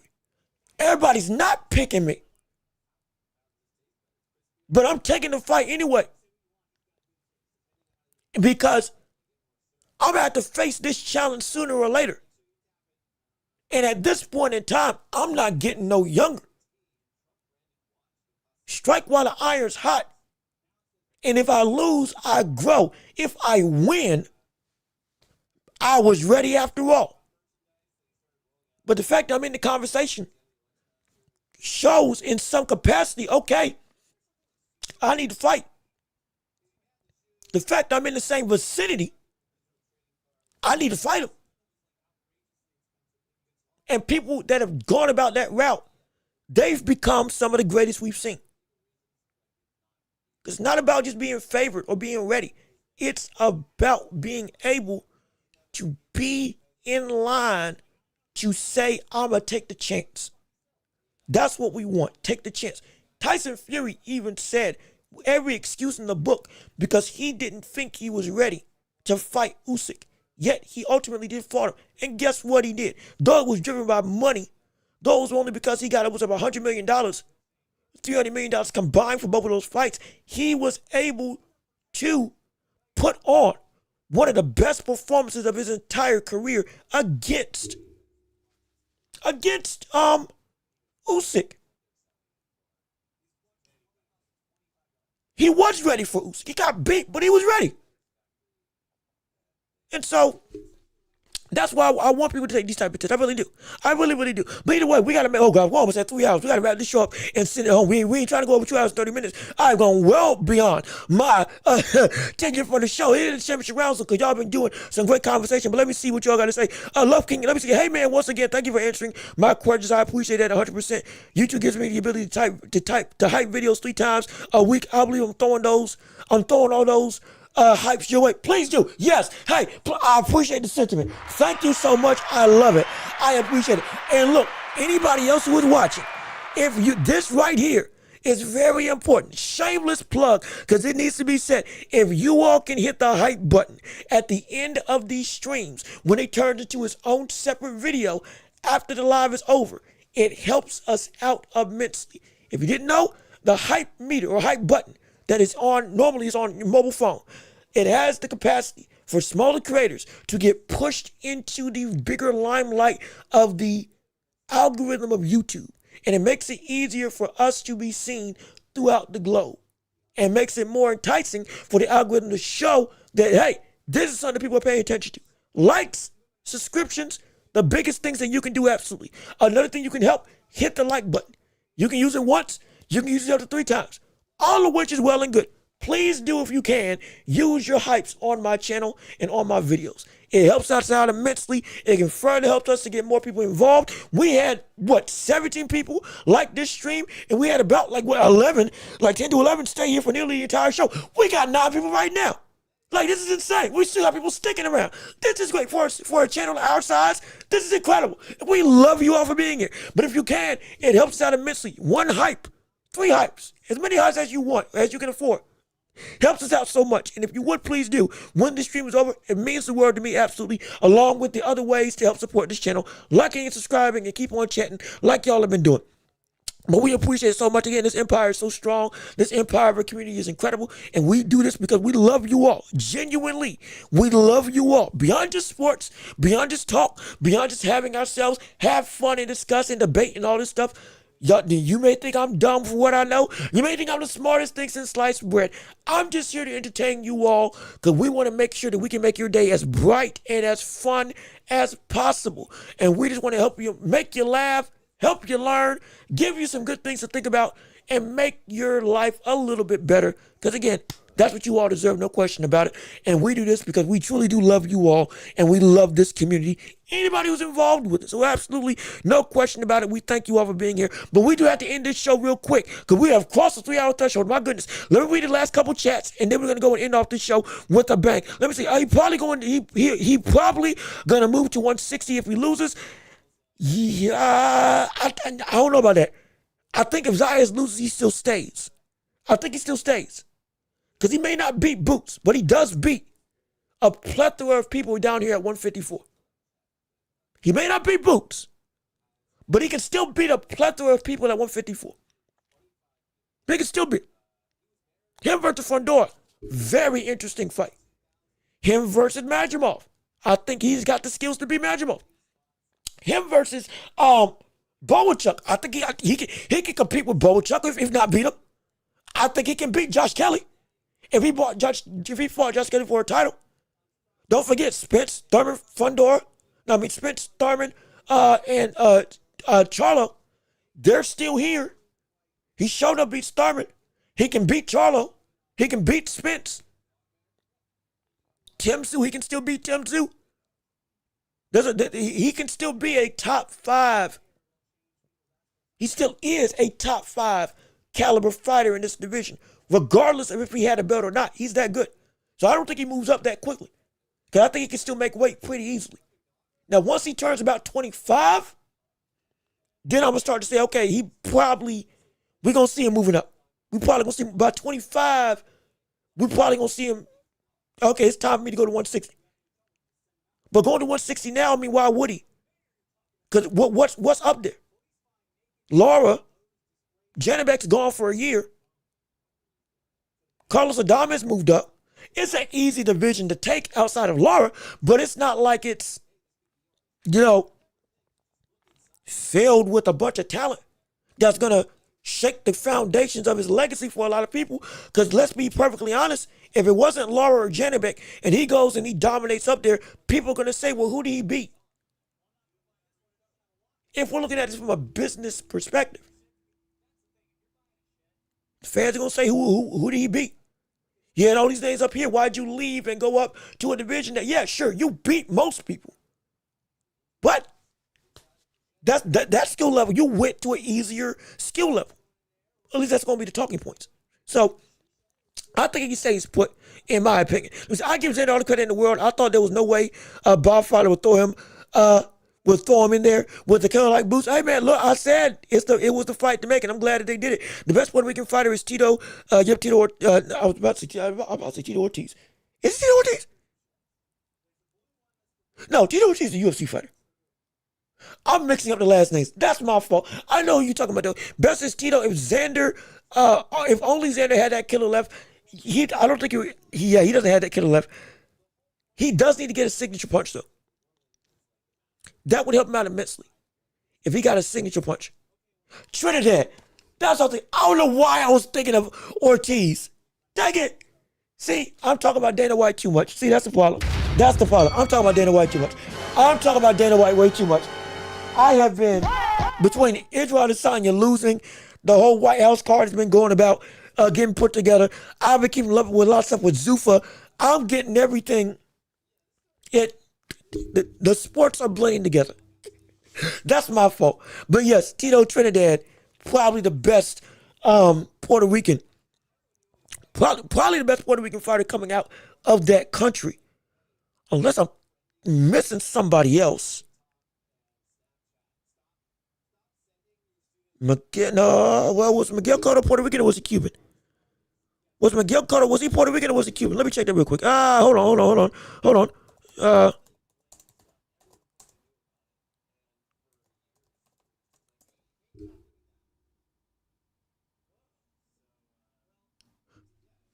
Okay, so he was Puerto Rican. So it's either Miguel Cotto or Tito Trinidad as the greatest Puerto Rican fighter that we've seen. That's I would shoot. That's some stiff competition. That's some really stiff competition. I'm not gonna lie.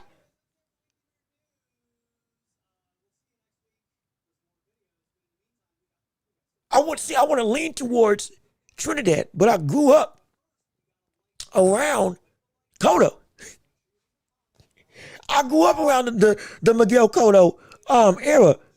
So I'm like, dang, shoot. I did a little bit of favoritism there because I really did love to watch Miguel Cotto fight. I gotta think who the world. Unbiasedly, I would have to lean towards Trinidad. But Cotto, that brother is and was a dog. No question about that. Tito or Boots, who's winning? See,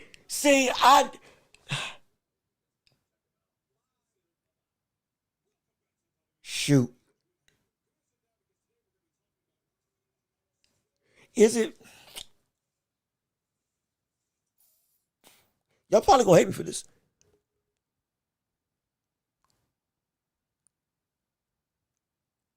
Y'all probably gonna hate me for this. I might have Boots winning that fight. It's only because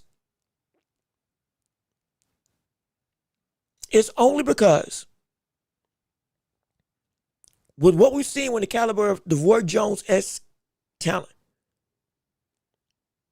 and Al Booger, you beat me to it. The testing of that against somebody to fully validate that notion of, okay, this man's greatness and his ability is what we have been saying it is, we got to wait. It's going to come after Zayas. So for some people, it's going to be, this Zayas fight is going to be the vindication. For some. For others, it's going to be, this is the start of that true stamping that this brother's as good as we think he is. If he passes that test eventually, I would say that Boots can be better than Trinidad. But right now, it's not enough information because it's not enough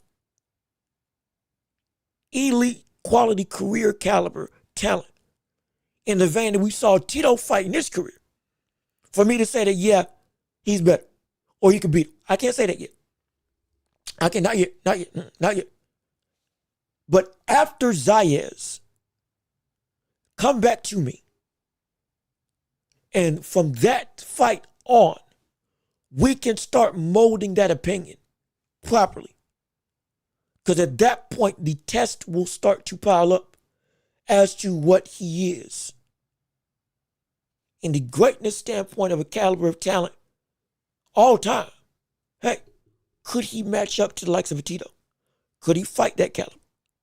We see what the potential can be, but let's see that potential proven first before we have those conversations in that level of greatness. Like that's why I don't talk about, like I'm high on Moses' talent. That's why I don't talk about him in the vein of anybody great.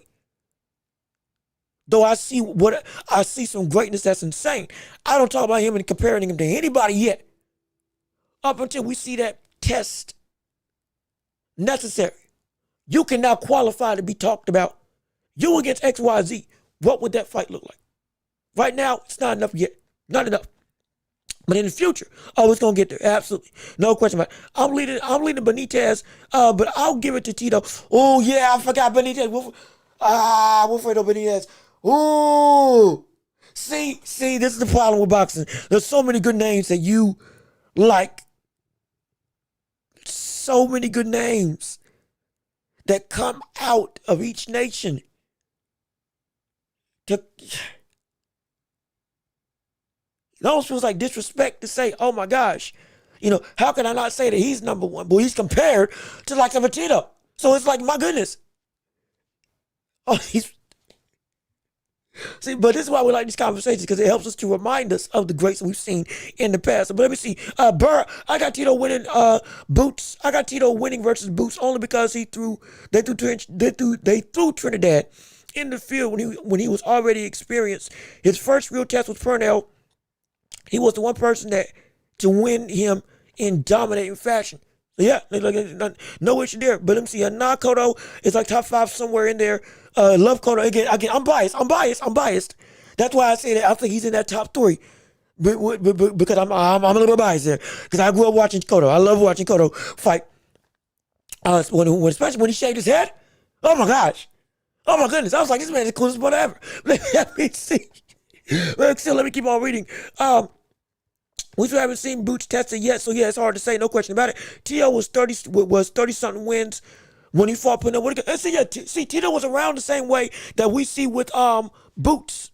Now, 30-something wins, and you in there with a pound-for-pound killer. That's what we wanted Boots to be. Hopefully, after this win, this will be his 32nd win? Hopefully, after this, we finally get that threshold. Okay, he's fighting big-time caliber talent. Hopefully. I really do hope we see that. But let me see. It's man, if he can reach that threshold, he can get into these conversations very easily. He's got that potential caliber talent. But my gosh, he just got to move. After Zayas, he has to move forward. He's got to move forward after Zayas. If he doesn't, it's going to be all for naught.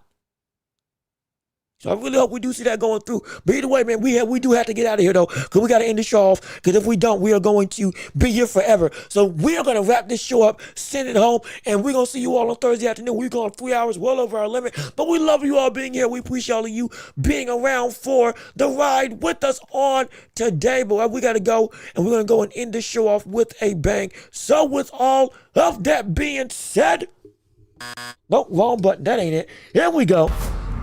We want to thank you all for tuning in and listening to the show with us on today. Thank you for tuning in to another edition of The Welch Report with me, your host, Jean-Louis Welch. Y'all were spectacular. Y'all were wonderful. And we thank you all for showing up and showing out on our live stream on today. The top chatters for today, as we can go by our rankings down below on our new ticker. I believe it goes number 5. Well, let me see. Number 1 was Al Booker. Number 2 was I Need a Bird. Number 3 was Legendary Super Saiyan. Number 4 was Boxing Pro. And number 5 for the pound for pound boxing rankings was indeed, they coming up now. Love King. That rounds out the top 5 for our chatters. And the number 1 again for the top chatter on this show was, per the ticker this time, Al Booker. Congratulations to you for being the top chatter on our show today. Like I said, this is the real list for the top chatters in chat. So yeah, this ticker down here, this is the real leaderboard. This is the real ebb and flow of what we can see go through for this show. Absolutely. Now again, monetarily, you see the dollar signs. This is just turning your chats into quote unquote monetary value. If you didn't give anything, trust me, you did not get anything taken out of your account. This is just putting your chats into a monetary sum. Be clear, we are not robbing you blind, so don't get scared. Please don't. If you do give, though, hey, we got means of giving with Cash App and PayPal. Links down below in the description as well. Cash App, PayPal, links down below in the description. Super chat, super gifts, stickers, and the like. We can't do this without you all, so we appreciate you all tuning in and listening to the show. Again, one last time, leave a like on the video, subscribe to the channel, share the show with everybody you know, and please keep on building up this empire together by hitting the like video and making sure that you're hitting the notification bell so you know whenever we post right here on YouTube and on every podcasting platform imaginable. Thank you to everybody who tuned in and listened to our chats and were a part of this show. Good gosh, that thing is going quick, ain't it? Lord, I need to slow that down. I didn't think that was going that fast. But anyway, we're going to see you all on Thursday afternoon. Have fun on today. Enjoy the rest of your night or afternoon. Be safe, be blessed. And I've been Jean-Luc Welch. Y'all have a wonderful peace and love. And we are out of here. Yes, sir. We gonna see you all on Thursday. Thank you for tuning in, and we can't wait to see you all back next time. Be sure to hit the hype button on this video once it does finish on your mobile phones. I think that's the only way you can do it. So we can get this video out to even more people around the globe. But hey, we thank you for tuning in. We thank you for listening. Be safe. Be blessed. Salute to you. Peace and love. And we out of here. Yes, sir. We're going to see you all on Thursday. Have a great weekend, or have a great week, and the rest of your day. And can't wait to see you all next time.